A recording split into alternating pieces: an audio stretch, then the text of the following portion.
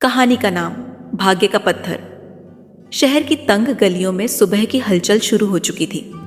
बाजार में दुकानदार अपनी दुकानें खोल रहे थे, ठेले वाले अपनी जगह जमाने लगे थे और मजदूर हाथ में फावड़ा, रस्सी और कपड़े के थैले लिए काम की तलाश में इधर उधर घूम रहे थे। इन मजदूरों में एक था आरव, एक दुबला पतला लेकिन मजबूत इरादों वाला नौजवान। आरव बचपन से ही मेहनत करने का आदी था। उसके माता पिता का बचपन में ही देहांत हो गया था और तब से ही वह अकेला इस दुनिया से जूझ रहा था। उसे किसी से कोई खास सहारा नहीं मिला था और अपनी रोज की जरूरतों को पूरा करने के लिए उसे दिन रात मेहनत करनी पड़ती थी। वह रोज की तरह एक बड़े अनाज गोदाम के बाहर खड़ा था, जहां से व्यापारी अपने अनाज की बोरियां लदवाते थे और उन्हें दूसरे शहरों में भेजते थे। मजदूरों को यहाँ मजदूरी के बदले कुछ पैसे मिल जाते थे, जिससे वे अपनी जिंदगी किसी तरह चला सकते थे।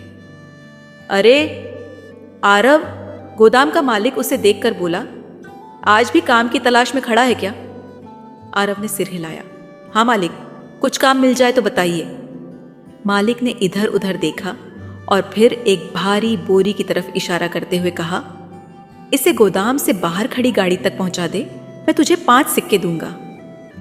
आरव ने बिना कुछ कहे वह भारी बोरी कंधे पर उठा ली। वजन इतना ज्यादा था कि उसकी कमर झुक गई, लेकिन उसने हिम्मत नहीं हारी। धीरे धीरे चलता हुआ वह गाड़ी तक पहुंचा और बोरी वहां रख दी। मालिक ने सिक्के उसकी हथेली पर रख दिए। और काम चाहिए? आरव ने सिर हिलाया। ठीक है, तो दूसरी बोरी भी उठा दे, मालिक ने हंसते हुए कहा। आरव ने फिर से बोरी उठाई और गाड़ी तक ले गया। इस तरह उसने पूरा दिन मेहनत में बिता दिया। शाम तक उसके पास कुछ सिक्के हो गए थे, जिससे वह अपना खाना खरीद सकता था। लेकिन क्या यही उसकी पूरी जिंदगी थी? क्या वह हमेशा यूं ही मजदूरी करता रहेगा? यह ख्याल उसे बहुत परेशान करता था। अमीरों की दुनिया। शाम को जब वह अपना काम खत्म करके वापस लौट रहा था, तो उसकी नजर बाजार के बीचों बीच खड़ी एक बड़ी गाड़ी पर पड़ी। यह गाड़ी चमचमाती हुई थी और उसके चारों ओर अमीर लोग खड़े थे। गाड़ी के भीतर एक आदमी बैठा था, जिसकी पोशाक इतनी महंगी थी कि आम लोग उसकी तरफ देखने से भी हिचकिचा रहे थे। ये कौन है? आरव ने एक आदमी से पूछा। यह शहर का सबसे बड़ा व्यापारी है, विक्रम दास, आदमी ने जवाब दिया। उसकी गाड़ियों में हीरे जवाहरात और कीमती सामान भरा होता है। वह पूरे देश में व्यापार करता है। आरव ने उस आदमी की तरफ देखा जो आराम से बैठा हुआ था और उसके चारों ओर नौकर चाकर हाथ बांधे खड़े थे। क्या यह भी कभी मजदूर था? आरव ने मन में सोचा, लेकिन फिर खुद को झटका दिया। नहीं, यह आदमी अमीरों के घर पैदा हुआ होगा। उसे मेहनत करने की जरूरत ही नहीं पड़ी होगी। लेकिन क्या ऐसा संभव था कि कोई मजदूर भी कभी इतना बड़ा आदमी बन सकता था? एक अनजान बूढ़े की मुलाकात। वह अपने ख्यालों में डूबा हुआ आगे बढ़ रहा था कि अचानक उसकी नजर एक पुराने बरगद के पेड़ के नीचे बैठे एक बूढ़े आदमी पर पड़ी। वह फटे पुराने कपड़ों में था, लेकिन उसके चेहरे पर अजीब सी शांति थी। उसके पास एक छोटी सी गठरी थी और वह उसमें से कुछ निकालकर ध्यान से देख रहा था। आरव को यह अजीब लगा। यह बूढ़ा यहाँ रोज बैठता है, एक दुकानदार ने कहा। कहते हैं कि यह बहुत समझदार आदमी है, लेकिन किसी को नहीं पता कि यह यहाँ क्यों बैठा रहता है। आरव को जिज्ञासा हुई।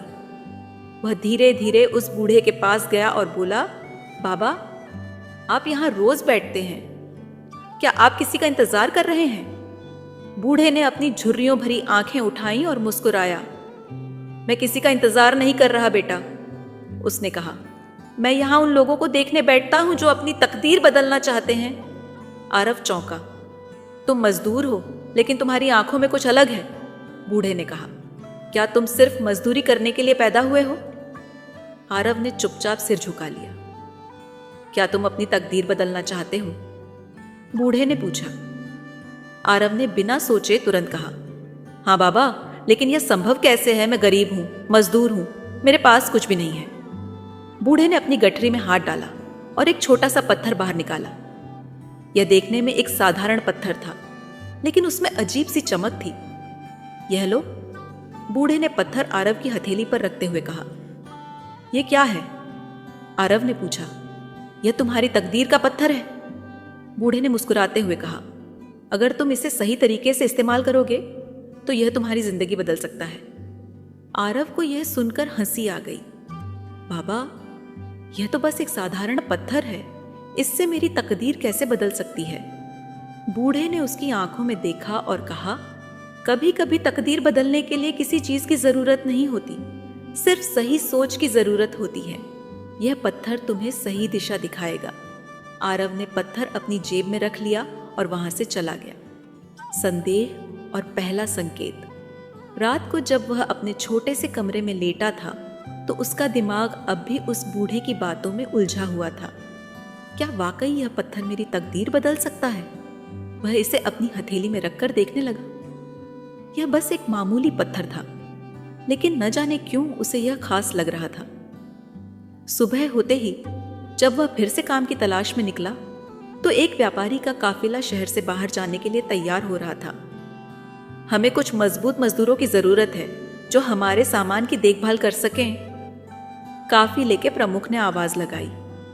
आरव ने तुरंत आगे बढ़कर कहा, मैं तैयार हूं। व्यापारी ने उसे देखा और कहा, अगर तुम मेहनती हो तो हम तुम्हें अपने साथ ले चल सकते हैं। तुम्हें अच्छा मेहनताना मिलेगा। आरव ने सहमति में सिर हिलाया। तो फिर सामान लादने में मदद करो, व्यापारी ने कहा। आरव काम में जुट गया।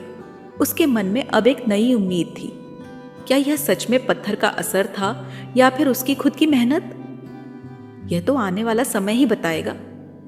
आरव ने कभी अपने शहर से बाहर कदम नहीं रखा था। उसके लिए बाहर की दुनिया किसी पहेली से कम नहीं थी। अब जब वह इस व्यापारी काफिले के साथ यात्रा करने जा रहा था तो उसके मन में उत्साह और घबराहट दोनों थे। सड़कें धूल से भरी थीं, गाड़ियां लकड़ी और लोहे से बनी थीं, जिन पर व्यापारी अपना सामान लाद चुके थे। कुछ गाड़ियां बैलों से खींची जा रही थीं, तो कुछ घोड़ों से। काफिले में लगभग 20 लोग थे, कुछ मजदूर, कुछ व्यापारी और कुछ सैनिक जो काफिले की सुरक्षा के लिए तैनात किए गए थे। आरव अपने नए सफर पर निकल चुका था, लेकिन उसके मन में अब भी एक सवाल था। क्या यह सच में उसके हाथ में पड़े पत्थर का असर था या फिर यह सिर्फ एक संयोग था? नए सफर की शुरुआत। जैसे ही काफिला शहर से बाहर निकला, हवा में ताजगी आ गई। शहर की भीड़ और शोरगुल अब पीछे छूट चुका था। दूर दूर तक फैले खेत, नदियां और पहाड़ दिखाई देने लगे। आरव ने अपने आसपास देखा। बाकी मजदूर भी उतने ही उत्साहित लग रहे थे जितना कि वह था। उनके लिए भी यह यात्रा किसी नए अवसर से कम नहीं थी। पहली बार शहर से बाहर निकले हो क्या? एक मजदूर ने हंसते हुए पूछा। हाँ, आरव ने जवाब दिया। डर लग रहा है। आरव ने मुस्कुराकर कहा, डर से ज्यादा उत्साह है। यह अच्छी बात है, उस आदमी ने कहा, लेकिन ध्यान रखना, सफर में कई तरह की मुश्किलें आ सकती हैं। यहां सिर्फ ताकत नहीं, दिमाग भी लगाना पड़ता है। आरव ने यह बात ध्यान से सुनी और सिर हिला दिया। पहली परीक्षा। यात्रा के दूसरे दिन काफिला एक संकरी पहाड़ी सड़क से गुजर रहा था। सड़क के एक तरफ गहरी खाई थी और दूसरी तरफ ऊंचे पहाड़। अचानक एक बैलगाड़ी का पहिया उखड़ गया और वह तेजी से खाई की तरफ झुकने लगी। बचाओ, गाड़ीवान चिल्लाया। काफिले में हड़कंप मच गया। कई मजदूर घबरा गए और पीछे हट गए, लेकिन आरव तुरंत आगे बढ़ा। इसे रोको, उसने चिल्लाकर कहा। वह दौड़कर गाड़ी की ओर गया और अपनी पूरी ताकत से उसे पीछे की ओर खींचने लगा। कुछ और मजदूर भी उसकी मदद के लिए आगे आए। मिलकर उन्होंने गाड़ी को स्थिर किया, लेकिन पहिए को ठीक करना अभी बाकी था। अब क्या करें? एक मजदूर ने पूछा। आरव ने तेजी से सोचा। उसने आसपास देखा और पहाड़ी पर पड़ी कुछ मोटी लकड़ियों को देखा। हम इन लकड़ियों से गाड़ी को सहारा दे सकते हैं, उसने कहा। मजदूरों ने उसकी बात मानी और जल्दी से लकड़ियों को लाकर पहिए के नीचे लगा दिया। इससे गाड़ी स्थिर हो गई और फिर वे उसे खाई से दूर करने में सफल रहे। बहुत बढ़िया किया लड़के, व्यापारी प्रमुख ने कहा। तुमने आज हमारी हजारों की संपत्ति बचा ली। आरव ने विनम्रता से सिर झुका लिया, लेकिन उसके मन में एक विचार आया। क्या यह सच में उसकी सूझबूझ थी या फिर उस पत्थर का प्रभाव रहस्यमयी संकेत? उस रात जब सब लोग आराम कर रहे थे, आरव अपने बिस्तर पर लेटा हुआ था। उसने अपनी जेब से पत्थर निकाला और ध्यान से देखा। क्या सच में यह पत्थर मेरी तकदीर बदल रहा है? उसने मन में सोचा। उसने पत्थर को अपनी हथेली में घुमाया। यह ठंडा और चिकना था, लेकिन देखने में किसी साधारण पत्थर से अलग नहीं था। अगर यह सच में भाग्यशाली पत्थर है तो मुझे आगे भी कुछ संकेत मिलेंगे, उसने खुद से कहा। वह यह सोच ही रहा था कि अचानक उसे दूर कहीं हल्की हल्की रोशनी दिखाई दी। वह चौंका और उठकर बैठ गया। वह रोशनी काफिले के थोड़ा आगे जंगल की ओर से आ रही थी। यह क्या हो सकता है? उसका मन जिज्ञासा से भर गया। वह धीरे धीरे उठकर काफिले से बाहर निकला और उस रोशनी की दिशा में चलने लगा। रहस्य का पर्दा उठता है। जब वह जंगल के पास पहुंचा तो उसने देखा कि एक बूढ़ा आदमी वहां बैठा था। उसके पास एक दिया जल रहा था और वह कुछ लिख रहा था। कौन हो तुम? आरव ने पूछा। बूढ़े ने सिर उठाया और मुस्कुराया। तुम यहां क्यों आए हो? उसने पूछा। मैंने यह रोशनी देखी और जिज्ञासावश चला आया, आरव ने जवाब दिया। बूढ़े ने गहरी नजरों से उसे देखा। क्या तुम अपने भाग्य को समझना चाहते हो? उसने पूछा। आरव चौंक गया। तुम्हें कैसे पता? बूढ़े ने मुस्कुराते हुए कहा। हर आदमी अपने भाग्य को बदलना चाहता है, लेकिन बहुत कम लोग यह समझ पाते हैं कि भाग्य बदलने की असली शक्ति उनके अंदर ही होती है। आरव ने धीरे से अपने हाथ में पकड़ा हुआ पत्थर दिखाया। यह पत्थर मुझे एक बाबा ने दिया था, उसने कहा। उन्होंने कहा था कि यह मेरी तकदीर बदल सकता है। बूढ़े ने पत्थर को ध्यान से देखा और फिर हंस दिया। यह कोई जादुई पत्थर नहीं है लड़के, उसने कहा। यह बस एक माध्यम है जो तुम्हारे अंदर आत्मविश्वास जगाता है। तो क्या यह सब मेरा वहम है? आरव ने आश्चर्य से पूछा। बूढ़े ने सिर हिलाया। नहीं, यह तुम्हारे अंदर की शक्ति को जागृत करने का तरीका है। तुम जब इस पत्थर को देखते हो तो तुम्हारे मन में आत्मविश्वास आता है। यही आत्मविश्वास तुम्हें सही निर्णय लेने की ताकत देता है। आरव चुपचाप खड़ा रहा। क्या यह सच था? क्या उसने जो कुछ भी हासिल किया था वह उसकी खुद की मेहनत थी, न कि किसी पत्थर की जादुई शक्ति? नई सोच, नया सफर। अगले दिन जब काफिला आगे बढ़ा तो आरव के मन में अब कोई संदेह नहीं था। उसने अब तक जो भी किया था वह उसकी खुद की मेहनत और सूझबूझ का नतीजा था। पत्थर कोई जादुई चीज नहीं थी, बल्कि यह बस एक प्रतीक था जो उसे उसकी खुद की शक्ति का एहसास कराता था। अब मैं अपनी तकदीर खुद बनाऊंगा, उसने मन ही मन ठान लिया। लेकिन क्या आगे की राह इतनी आसान होगी? क्या सच में उसकी मेहनत ही उसे उसकी मंजिल तक ले जाएगी, या फिर उसे और कठिनाइयों का सामना करना पड़ेगा? काफिले का सफर लगातार जारी था। दिन की चिलचिलाती धूप में बैलगाड़ियों के पहिए धूल उड़ाते हुए धीरे धीरे आगे बढ़ रहे थे, और रात में ठंडी हवाएं झीलों और जंगलों से होकर काफिले के तंबुओं तक पहुंच रही थी। सफर आसान नहीं था। हर दिन एक नई चुनौती सामने आ जाती थी। कभी रास्ते में कोई पहाड़ी नदी मिल जाती, तो कभी घने जंगलों में रास्ता भटकने का खतरा मंडराने लगता। आरव ने अब तक केवल अपने छोटे से शहर को ही देखा था। उसके लिए यह यात्रा एक नई दुनिया के दरवाजे खोल रही थी। काफिले में कई तरह के लोग थे। कुछ व्यापारी थे जो अलग अलग शहरों में जाकर सामान बेचते थे।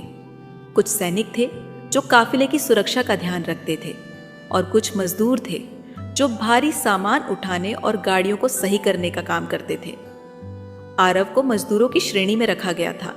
उसका काम गाड़ियों के टूटे हुए पहिए बदलना, बैलों को सही करना और जरूरत पड़ने पर भारी बोरियों को लादना था। लेकिन उसे यह काम बोझ नहीं लगता था।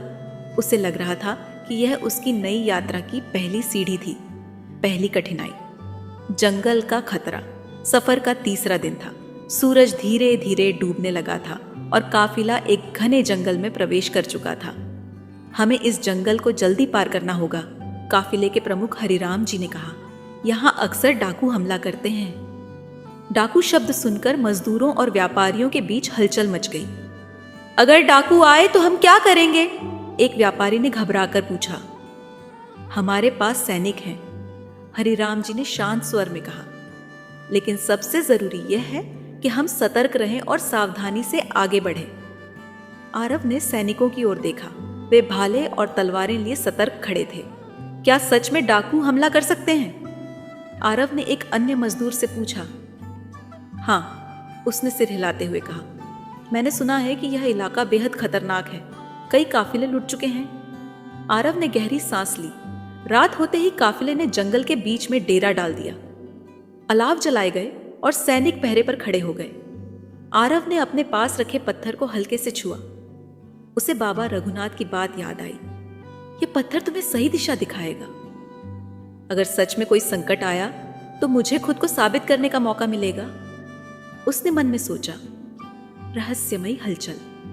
आधी रात हो चुकी थी।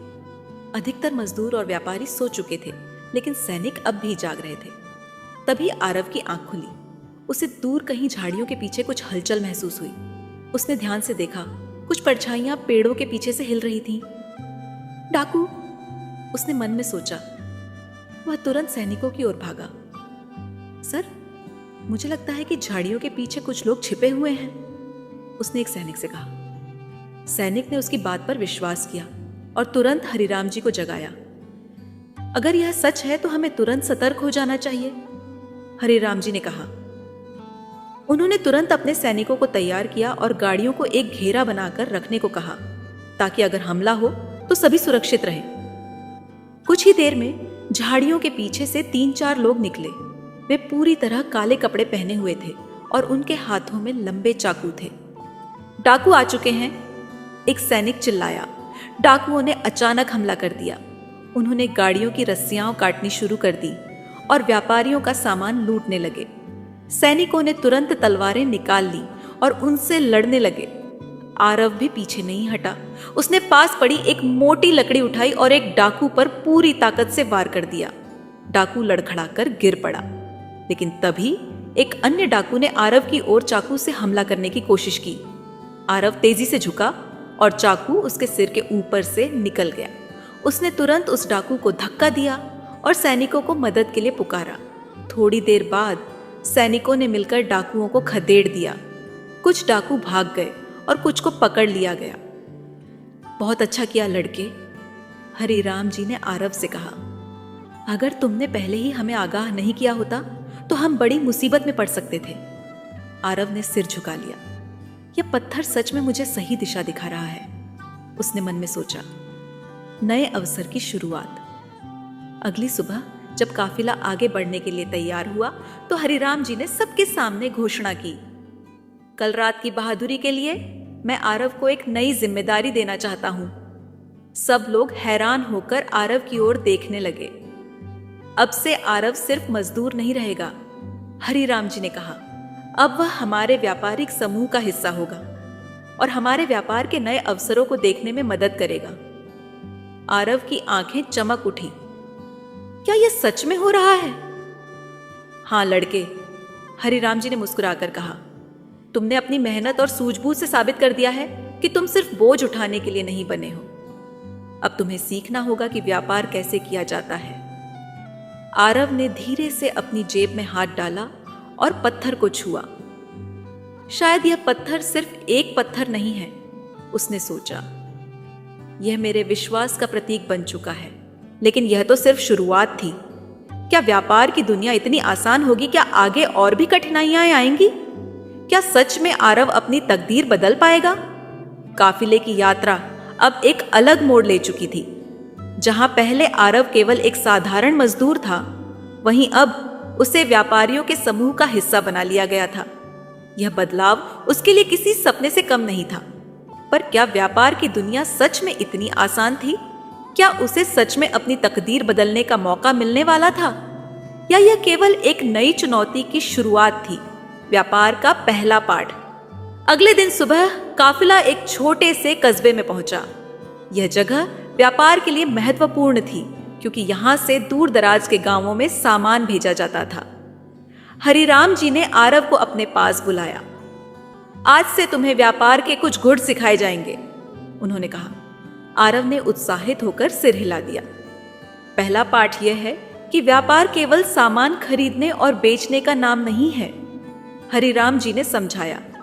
यह लोगों की जरूरतों को समझने और सही समय पर सही अवसर का लाभ उठाने की कला है।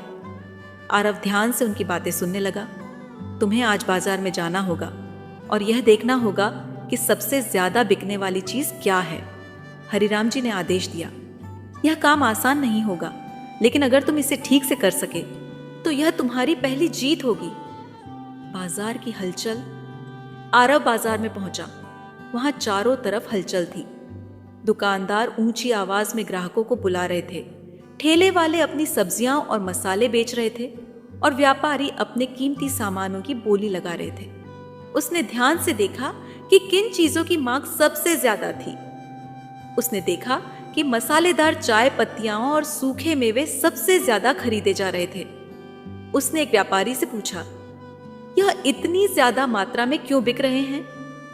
व्यापारी ने हंसते हुए जवाब दिया, क्योंकि यह सर्दियों का मौसम है और इन चीजों की जरूरत हर घर में होती है। आरव ने यह बात ध्यान में रखी और जल्दबाजी में हरिराम जी के पास पहुंचा।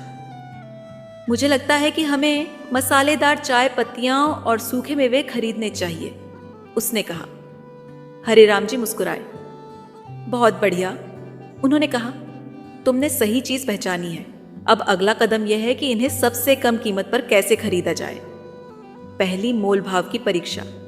हरिराम जी ने आरव को कुछ सिक्के दिए और कहा, जाओ और इन सिक्कों में जितना ज्यादा सामान खरीद सकते हो खरीदो। आरव बाजार में वापस पहुंचा और दुकानदारों से मोल भाव करने लगा। पहले दुकानदार ने ऊंची कीमत बताई, लेकिन आरव ने हिम्मत नहीं हारी। अगर मैं तुमसे ज्यादा मात्रा में खरीदूं तो क्या तुम दाम कम कर सकते हो? उसने पूछा। दुकानदार सोच में पड़ गया। अगर तुम 3 बोरियां खरीदोगे तो मैं कुछ कम कर सकता हूं, उसने कहा। आरव ने मुस्कुराकर कहा, अगर मैं 5 बोरियां खरीदूं तो और कम कर सकते हो। दुकानदार हंस पड़ा। ठीक है, इतनी बड़ी खरीदारी पर मैं तुम्हें अच्छी छूट दे सकता हूं। इस तरह आरव ने सफलतापूर्वक सौदा कर लिया और पहले की अपेक्षा कम कीमत में अधिक सामान खरीद लिया। जब वह वापस आया तो हरिराम जी ने सामान देखा और सिर हिलाया। शानदार काम किया, उन्होंने कहा। तुम सीख रहे हो, लेकिन व्यापार में सफलता केवल एक अच्छे सौदे से नहीं मिलती। इसे बनाए रखने के लिए और भी बहुत कुछ करना पड़ता है। प्रतियोगिता और ईर्ष्या। आरव की तरक्की देखकर कुछ लोग खुश नहीं थे, विशेष रूप से एक व्यापारी जिसका नाम बंसीलाल था। उसे यह सब पसंद नहीं आ रहा था। यह लड़का कौन होता है हमें टक्कर देने वाला? उसने गुस्से में कहा। बंसीलाल पहले ही इस कस्बे में अपनी जड़ें जमा चुका था और उसे डर था कि अगर आरव इसी तरह सीखता रहा तो वह भविष्य में एक बड़ा व्यापारी बन सकता है। हमें इसे रोकना होगा, उसने अपने एक साथी से कहा। पहली साजिश। उस रात जब आरव अपने तंबू में सो रहा था तो 2 आदमी चुपके से उसके सामान तक पहुंचे। उन्होंने उसकी खरीदी हुई चाय पत्तियों में पानी डाल दिया ताकि वे खराब हो जाए। सुबह जब आरव ने देखा तो वह चौंक गया। ये कैसे हुआ? उसने घबरा कर कहा। हरिराम जी ने सामान देखा और कहा, किसी ने तुम्हारे खिलाफ चाल चली है। लेकिन कौन?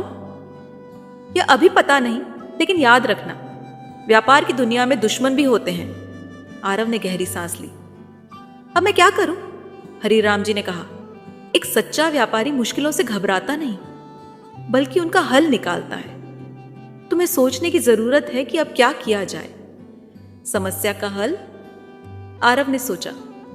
फिर उसे याद आया कि कस्बे में एक तेल व्यापारी था जो सस्ते दामों में सूखे मेवे खरीदता था और उन्हें खास तेल में डालकर उनकी नमी सुखा देता था। अगर मैं उस व्यापारी से मदद लूं तो शायद मैं अपना नुकसान कम कर सकता हूं, उसने सोचा। वह तुरंत उस व्यापारी के पास गया और कहा, क्या तुम इन चाय पत्तियों को सुखाने में मेरी मदद कर सकते हो?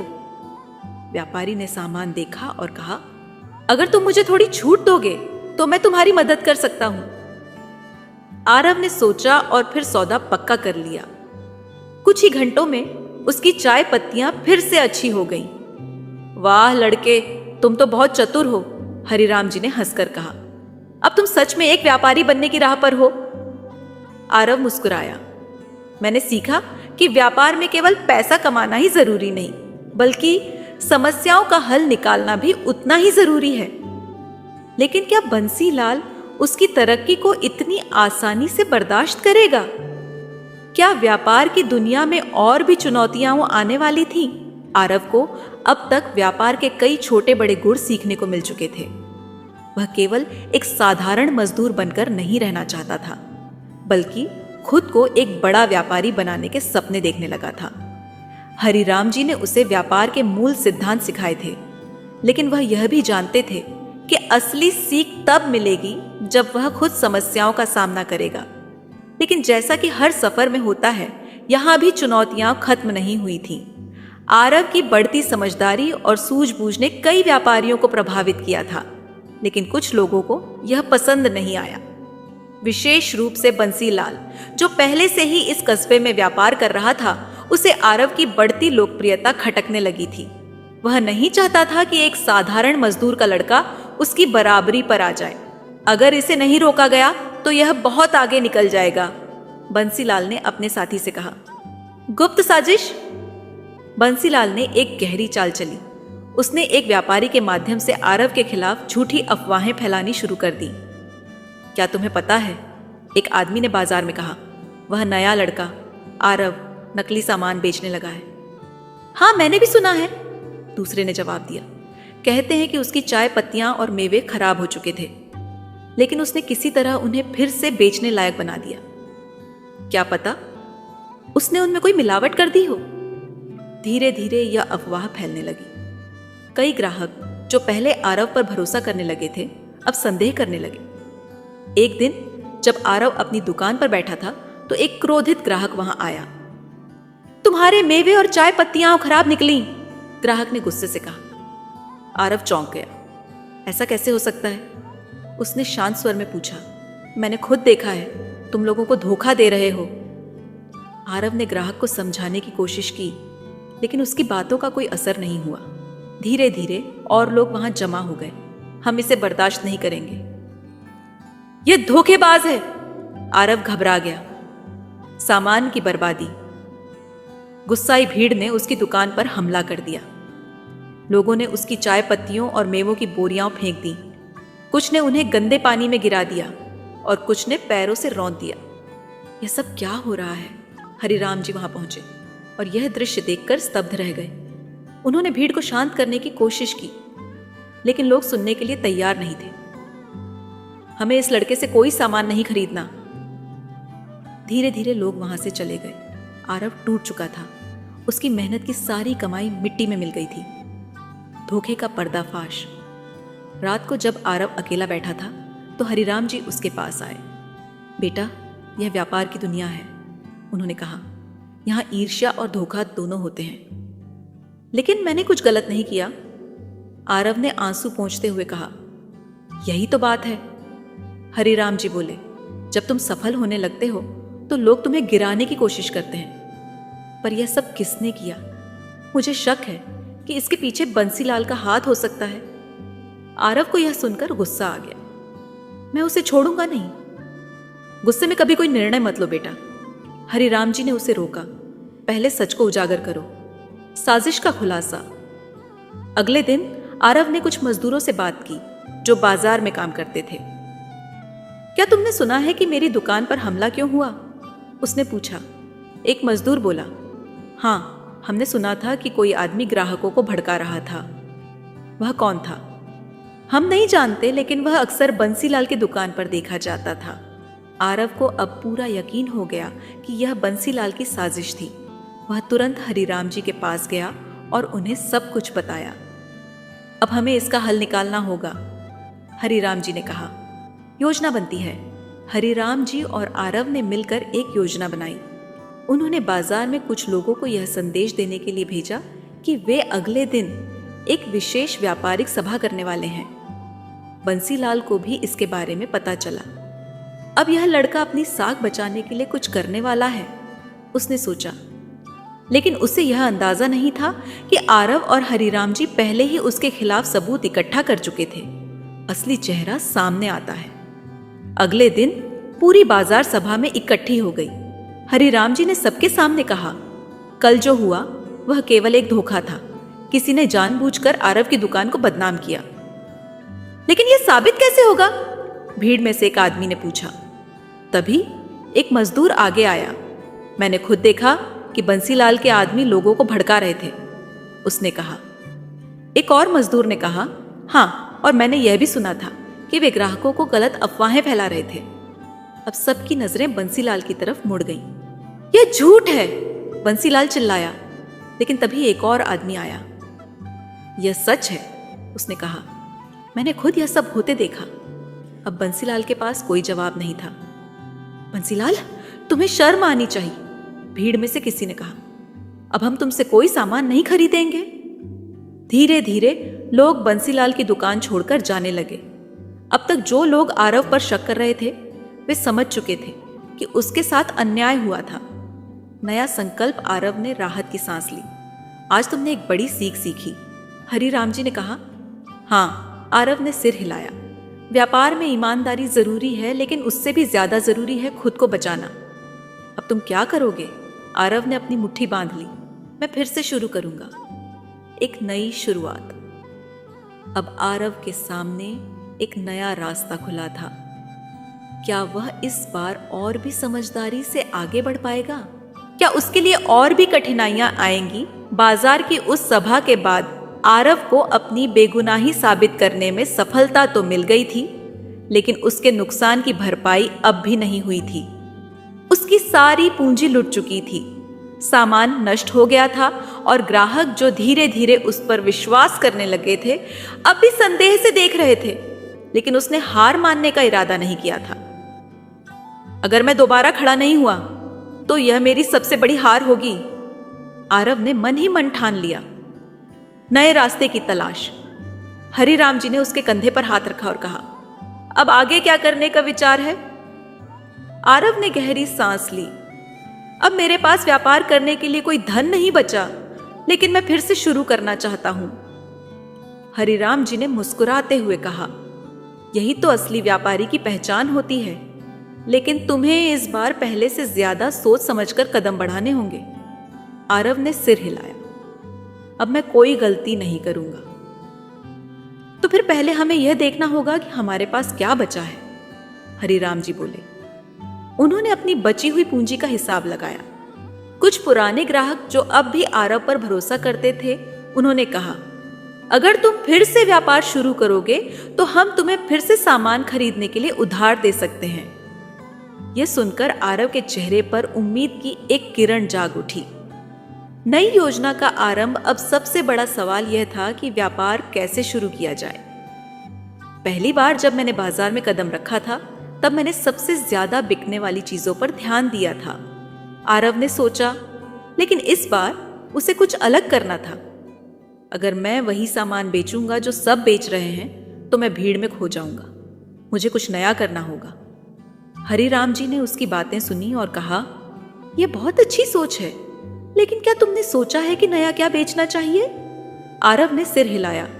मुझे इसका जवाब बाजार से ही मिलेगा। बाजार की खोजबीन। आरव ने पूरे बाजार में घूमना शुरू किया। उसने देखा कि मसालेदार चाय पत्तियां और सूखे मेवे पहले की तरह बिक रहे थे, लेकिन एक नई चीज की मांग बढ़ने लगी थी। खास तरह के कढ़ाई वाले कपड़े जो दूर दराज के गांवों से लाए जाते थे। ये कपड़े कहां से आते हैं? उसने एक दुकानदार से पूछा। यह दूर के पहाड़ी गांवों से आते हैं, दुकानदार ने जवाब दिया। लेकिन इन्हें लाना आसान नहीं है, रास्ता कठिन है और वहां के लोग बाहर के व्यापारियों पर ज्यादा भरोसा नहीं करते। यही तो मौका था।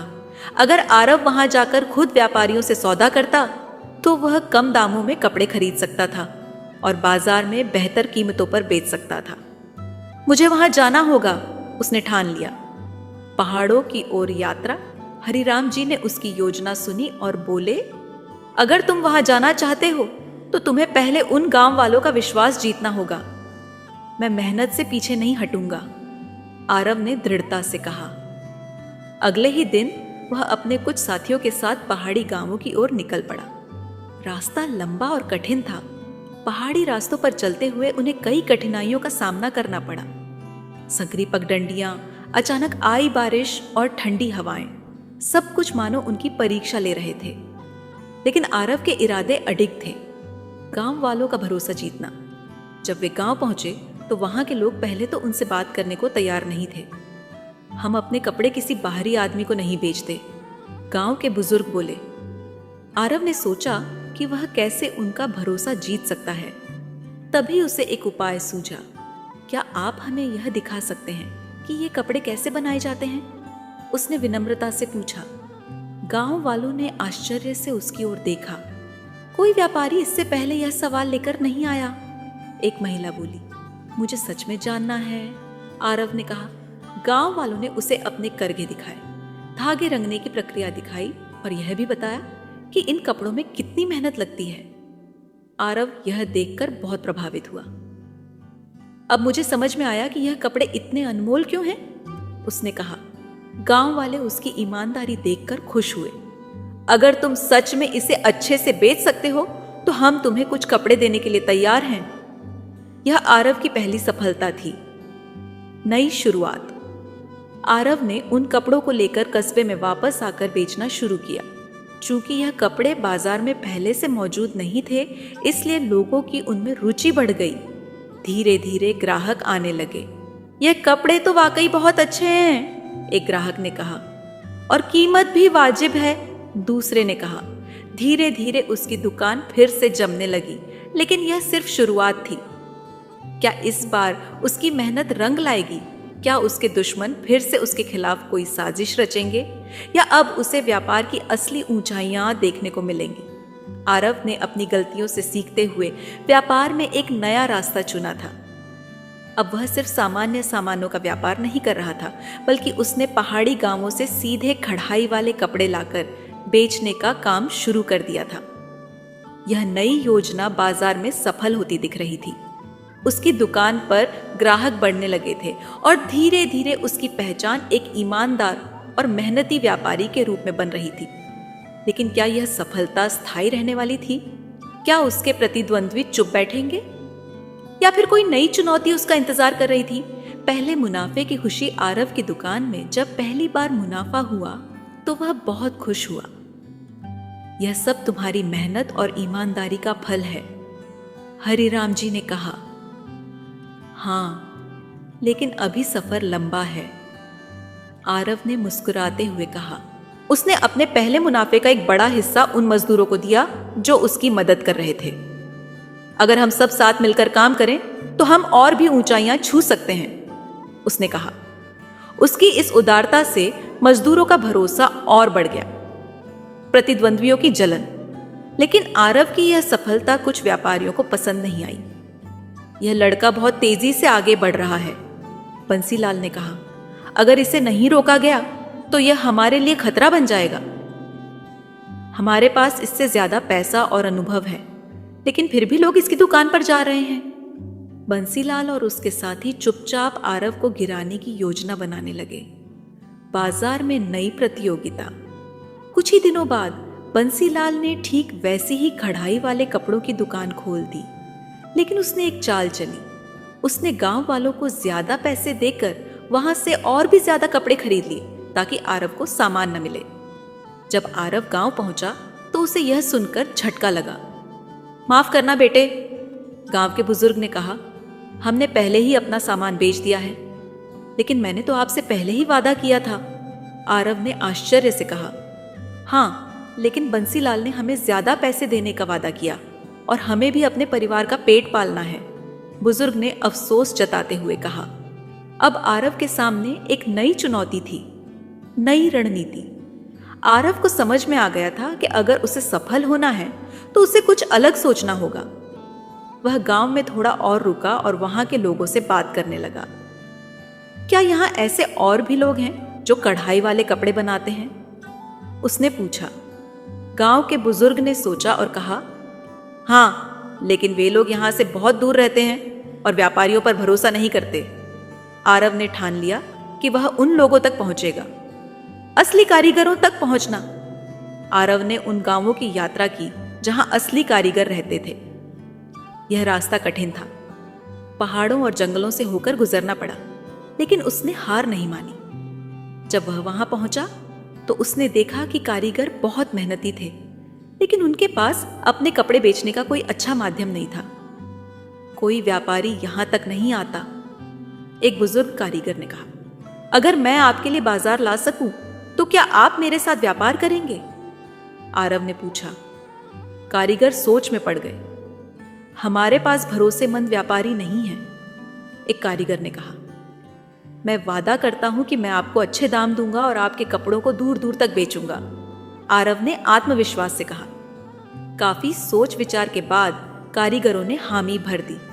अब आरव के पास उन कारीगरों का सामान था जिन तक बंसीलाल नहीं पहुंचा था। नई सफलता। जब आरव वापस आया तो उसने अपने नए सामान की प्रदर्शनी लगाई। ये कपड़े तो और भी सुंदर हैं, ग्राहकों ने कहा। पहले हमें सिर्फ कुछ ही डिजाइन मिलते थे, लेकिन अब हमें और भी अलग अलग तरह के कढ़ाई वाले कपड़े मिल रहे हैं। आरव का व्यापार फिर से तेजी से बढ़ने लगा। बंसीलाल ने जब यह देखा तो वह गुस्से में आग बबूला हो गया। ये लड़का तो हर बार बच निकलता है, उसने गुस्से से कहा। लेकिन अब आरव को समझ आ गया था कि व्यापार में सिर्फ धन ही नहीं बल्कि समझदारी भी जरूरी होती है। आगे की योजना। आरव अब और भी दूर दूर के कारीगरों तक पहुंचना चाहता था। उसने सोचा कि अगर वह इन कारीगरों से सीधा व्यापार करता रहे तो कोई भी बिचौलिया उसकी राह में नहीं आ सकेगा। उसने एक नई योजना बनाई। वह खुद इन गांवों में जाकर कारीगरों को प्रशिक्षित करेगा और उनसे सीधा व्यापार करेगा। अब वह सिर्फ एक व्यापारी नहीं बल्कि एक मार्गदर्शक भी बन चुका था। लेकिन क्या बंसीलाल इतनी आसानी से हार मान लेगा? क्या आगे और भी मुश्किलें आएंगी? आरव की मेहनत रंग ला रही थी। उसने गांव के कारीगरों से सीधे संपर्क कर लिया था, जिससे बंसीलाल जैसे लालची व्यापारियों की पकड़ ढीली पड़ गई थी। अब उसे किसी भी बिचौलिए पर निर्भर नहीं रहना था। उसका व्यापार दिन ब दिन बढ़ रहा था, लेकिन उसे एहसास था कि यह केवल शुरुआत थी। लेकिन जब कोई तेजी से आगे बढ़ता है तो अतीत भी उसका पीछा नहीं छोड़ता। अब तक वह अपनी सफलता की राह पर था, लेकिन क्या उसका अतीत उसे फिर से परखने के लिए लौटेगा? पुराने शहर की वापसी। एक दिन हरिराम जी ने आरव से कहा, तुम्हें अब अपने पुराने शहर जाना चाहिए और वहां व्यापार स्थापित करना चाहिए। आरव को यह सुनकर झटका लगा। मुझे वापस वहां क्यों जाना चाहिए? क्योंकि वही जगह है जहां से तुम्हारी यात्रा शुरू हुई थी, हरिराम जी ने मुस्कुराते हुए कहा। अगर तुम वहां सफल हुए तो तुम्हारी पहचान पूरे क्षेत्र में बनेगी।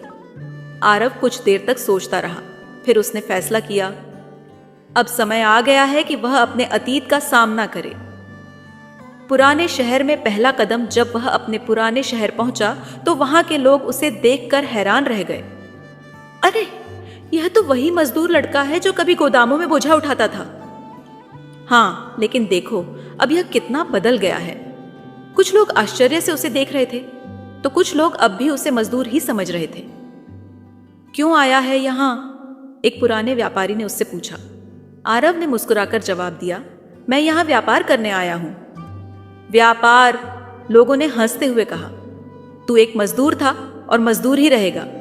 आरव ने उनकी बातों को नजरअंदाज किया। अब मैं खुद को साबित करके दिखाऊंगा, उसने मन में सोचा। नया व्यापार, नई चुनौती। आरव ने शहर के बीचों बीच अपनी दुकान खोली और गांव के कारीगरों के कपड़े वहां बेचना शुरू किया। धीरे धीरे लोग उसकी दुकान पर आने लगे। ये कपड़े तो बहुत ही अलग हैं। पहले हमें ऐसे कपड़े नहीं मिलते थे। उसकी दुकान की प्रसिद्धि तेजी से बढ़ने लगी। लेकिन फिर उसकी राह में एक और चुनौती आ गई। पुराने दुश्मन की वापसी। जब बंसीलाल को पता चला कि आरव अब उसके पुराने शहर में भी व्यापार कर रहा है तो वह आग बबूला हो गया। यह लड़का तो अब सारी जगह कब्जा करने की कोशिश कर रहा है, हमें इसे रोकना होगा। बंसीलाल ने फिर से एक चाल चली। झूठी अफवाहों की साजिश। अगले कुछ दिनों में शहर में अफवाहें फैलने लगी। क्या तुम्हें पता है, आरव जो कपड़े बेच रहा है वे असली नहीं हैं।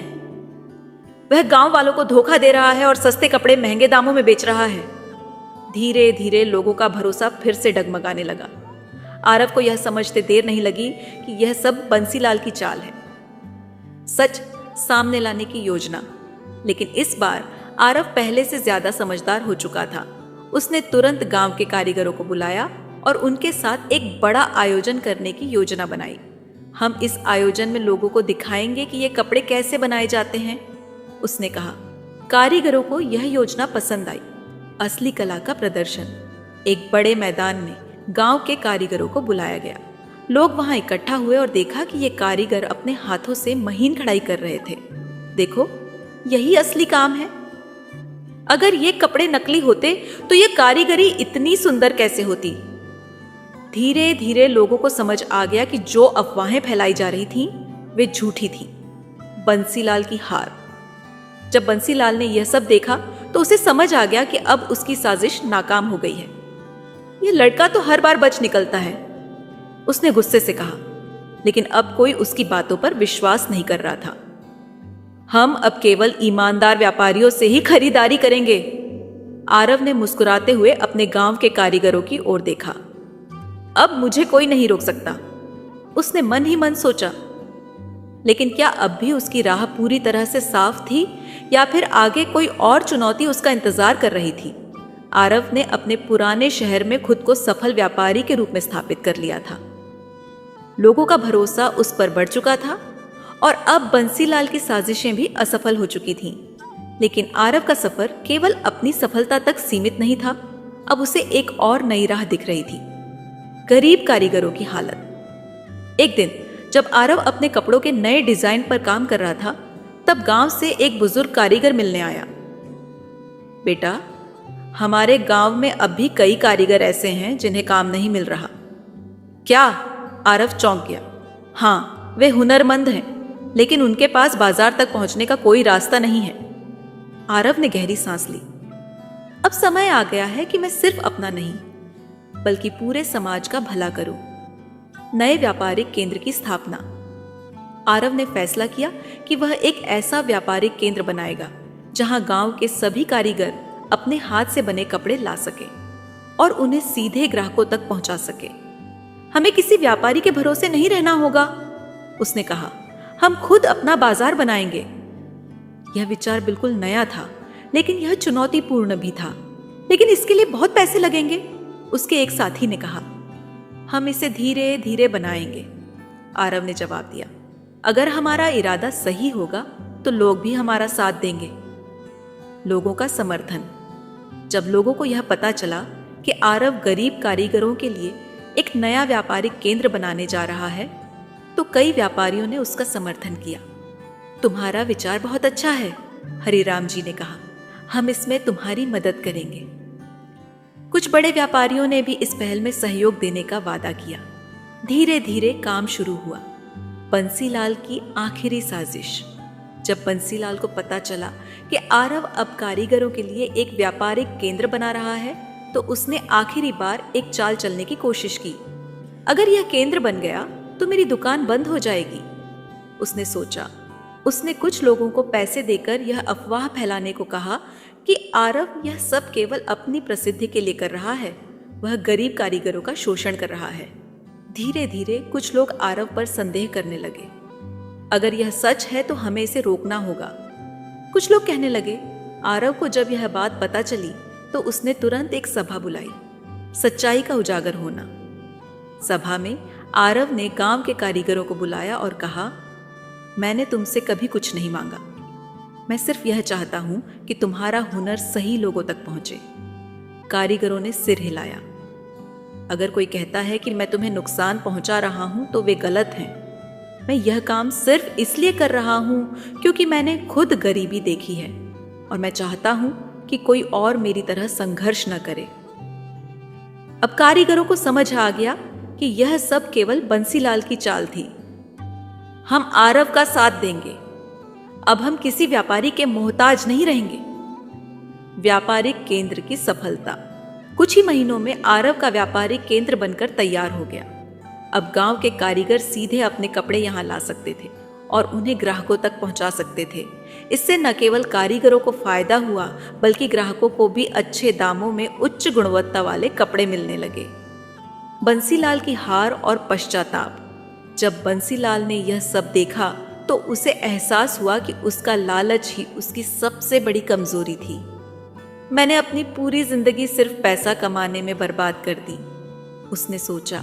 एक दिन वह आरव के पास गया और सिर झुका लिया। मुझे माफ कर दो। आरव ने उसकी आंखों में देखा और कहा, अगर तुम्हें अपनी गलती का एहसास हो गया है तो यह सबसे बड़ी जीत है। बंसीलाल की आंखों में आंसू आ गए। क्या मैं भी इस केंद्र में काम कर सकता हूं? आरव मुस्कुराया। अगर तुम वाकई बदलाव चाहते हो तो यह केंद्र तुम्हारे लिए भी खुला है। एक नई शुरुआत। अब आरव केवल एक व्यापारी नहीं था, वह उन लोगों के लिए एक प्रेरणा बन चुका था जिन्होंने कभी सोचा भी नहीं था कि वे अपने दम पर कुछ कर सकते हैं। अब वह सिर्फ अपने लिए नहीं बल्कि पूरे समाज के लिए काम कर रहा था। लेकिन क्या यही उसकी अंतिम मंजिल थी? आरव के जीवन में यह क्षण सबसे बड़ा था। वह अब केवल एक सफल व्यापारी नहीं था बल्कि एक ऐसे व्यक्ति के रूप में उभर चुका था जिसने समाज के गरीब कारीगरों को उनकी असली पहचान दिलाई थी। उसके बनाए हुए व्यापारिक केंद्र ने न केवल गांव वालों की आर्थिक स्थिति सुधारी थी बल्कि उन्हें आत्मनिर्भर भी बनाया था। अब उसकी दुकान किसी एक जगह तक सीमित नहीं थी। धीरे धीरे व्यापारिक केंद्र की शाखाएं आसपास के शहरों तक फैलने लगीं। गांव के कारीगर जो कभी बिचौलियों और लालची व्यापारियों के रहमोक्रम पर थे, अब खुद अपने मालिक थे। लेकिन क्या यह सफर यहीं खत्म हो गया था या यह केवल एक नई शुरुआत थी? समाज में बदलाव की लहर। दारा सिर भाग 10। एक नई पहचान। आरव के जीवन में यह क्षण सबसे बड़ा था। वह अब केवल एक सफल व्यापारी नहीं था बल्कि एक ऐसे व्यक्ति के रूप में उभर चुका था जिसने समाज के गरीब कारीगरों को उनकी असली पहचान दिलाई थी। उसके बनाए हुए व्यापारिक केंद्र ने न केवल गांव वालों की आर्थिक स्थिति सुधारी थी बल्कि उन्हें आत्मनिर्भर भी बनाया था। अब उसकी दुकान किसी एक जगह तक सीमित नहीं थी। धीरे धीरे व्यापारिक केंद्र की शाखाएं आसपास के शहरों तक फैलने लगी। गांव के कारीगर जो कभी बिचौलियों और लालची व्यापारियों के रहमोक्रम पर थे, अब खुद अपने मालिक थे। लेकिन क्या यह सफर यहीं खत्म हो गया था या यह केवल एक नई शुरुआत थी? समाज में बदलाव की लहर। जैसे जैसे समय बीतता गया, आरव का व्यापार बढ़ता गया। लेकिन सबसे महत्वपूर्ण बात यह थी कि समाज में भी बदलाव आने लगा था। अब लोग यह समझने लगे थे कि अगर सही अवसर मिले तो गरीब से गरीब इंसान भी अपनी तकदीर बदल सकता है। आरव की सफलता की कहानियां दूर दूर तक फैल गईं। एक दिन एक युवा लड़का उसके पास आया और बोला, मैं भी आपकी तरह बनना चाहता हूं। क्या आप मुझे सिखा सकते हैं कि व्यापार कैसे किया जाता है? आरव मुस्कुराया। अगर तुम सच्ची मेहनत करने के लिए तैयार हो तो मैं तुम्हें जरूर सिखाऊंगा। धीरे धीरे आरव ने कई युवाओं को व्यापार के गुर सिखाने शुरू कर दिए। अब वह सिर्फ एक व्यापारी नहीं बल्कि एक शिक्षक भी बन चुका था। गांव का सम्मान। कुछ महीनों बाद गांव के बुजुर्गों ने आरव को बुलाया और एक सभा बुलाई। बेटा, तुमने हमारे गांव के लिए जो किया है वह कोई और नहीं कर सकता था। गांव के मुखिया ने कहा, हमने सोचा है कि अब से इस गांव का नाम तुम्हारे नाम पर रखा जाएगा ताकि आने वाली पीढ़ियां तुम्हारी कहानी से प्रेरणा ले सके। यह सुनकर आरव की आंखों में आंसू आ गए। मैंने यह सब अपने लिए नहीं किया, उसने भावुक होते हुए कहा। मैंने यह इसलिए किया ताकि कोई और मेरी तरह भूखा न सोए, कोई और मजदूर किसी लालची व्यापारी के जाल में न फंसे और हर इंसान को उसके हुनर का असली मूल्य मिले। गांव के लोगों ने तालियां बजाईं। बंसीलाल का नया रूप। अब बंसीलाल पूरी तरह बदल चुका था। वह पहले अपने फायदे के लिए व्यापार करता था, लेकिन अब उसने भी सीख लिया था कि व्यापार में ईमानदारी और समाज की भलाई सबसे महत्वपूर्ण होती है। एक दिन वह आरव के पास आया और बोला, तुमने मुझे एक नया जीवन दिया है, अब मैं भी तुम्हारे साथ काम करना चाहता हूं। आरव ने उससे गले लगा लिया। अब हम सब मिलकर काम करेंगे, उसने कहा। अंतिम निर्णय। समय बीतता गया और आरव का व्यापार देश भर में फैल गया। लेकिन अब उसका सपना सिर्फ व्यापार करना नहीं था। वह चाहता था कि हर गांव, हर शहर में ऐसा व्यापारिक केंद्र हो जहां गरीबों को उनकी मेहनत का पूरा फल मिले। मैं अपनी जिंदगी का हर पल समाज के लिए समर्पित करूंगा, उसने ठान लिया। कहानी की सीख। आरव की कहानी हमें यह सिखाती है कि कोई भी व्यक्ति केवल मेहनत और ईमानदारी के दम पर अपनी तकदीर बदल सकता है। सफलता सिर्फ पैसा कमाने में नहीं बल्कि दूसरों की मदद करने में भी होती है। एक साधारण मजदूर से लेकर एक महान व्यापारी बनने की उसकी यात्रा यह साबित करती है कि अगर इंसान सच्चे इरादों के साथ आगे बढ़े तो कोई भी बाधा उसे रोक नहीं सकती। लेकिन एक नई शुरुआत। जैसे जैसे समय बीतता गया, आरव का व्यापार बढ़ता गया। लेकिन सबसे महत्वपूर्ण बात यह थी कि समाज में भी बदलाव आने लगा था। अब लोग यह समझने लगे थे कि अगर सही अवसर मिले तो गरीब से गरीब इंसान भी अपनी तकदीर बदल सकता है। आरव की सफलता की कहानियां दूर दूर तक फैल गईं। एक दिन एक युवा लड़का उसके पास आया और बोला, मैं भी आपकी तरह बनना चाहता हूं। क्या आप मुझे सिखा सकते हैं कि व्यापार कैसे किया जाता है? आरव मुस्कुराया, अगर तुम सच्ची मेहनत करने के लिए तैयार हो तो मैं तुम्हें जरूर सिखाऊंगा। धीरे धीरे आरव ने कई युवाओं को व्यापार के गुर सिखाने शुरू कर दिए। अब वह सिर्फ एक व्यापारी नहीं बल्कि एक शिक्षक भी बन चुका था। गांव का सम्मान। कुछ महीनों बाद गांव के बुजुर्गों ने आरव को बुलाया और एक सभा बुलाई। बेटा, तुमने हमारे गांव के लिए जो किया है वह कोई और नहीं कर सकता था। गांव के मुखिया ने कहा, हमने सोचा है कि अब से इस गांव का नाम तुम्हारे नाम पर रखा जाएगा ताकि आने वाली पीढ़ियां तुम्हारी कहानी से प्रेरणा ले सके। यह सुनकर आरव की आंखों में आंसू आ गए। मैंने यह सब अपने लिए नहीं किया, उसने भावुक होते हुए कहा। मैंने यह इसलिए किया ताकि कोई और मेरी तरह भूखा न सोए, कोई और मजदूर किसी लालची व्यापारी के जाल में न फंसे और हर इंसान को उसके हुनर का असली मूल्य मिले। गांव के लोगों ने तालियां बजाईं। बंसीलाल का नया रूप अब बंसीलाल पूरी तरह बदल चुका था। वह पहले अपने फायदे के लिए व्यापार करता था, लेकिन अब उसने भी सीख लिया था कि व्यापार में ईमानदारी और समाज की भलाई सबसे महत्वपूर्ण होती है। एक दिन वह आरव के पास आया और बोला, तुमने मुझे एक नया जीवन दिया है, अब मैं भी तुम्हारे साथ काम करना चाहता हूं। आरव ने उसे गले लगा लिया। अब हम सब मिलकर काम करेंगे, उसने कहा। अंतिम निर्णय समय बीतता गया और आरव का व्यापार देश भर में फैल गया। लेकिन अब उसका सपना सिर्फ व्यापार करना नहीं था।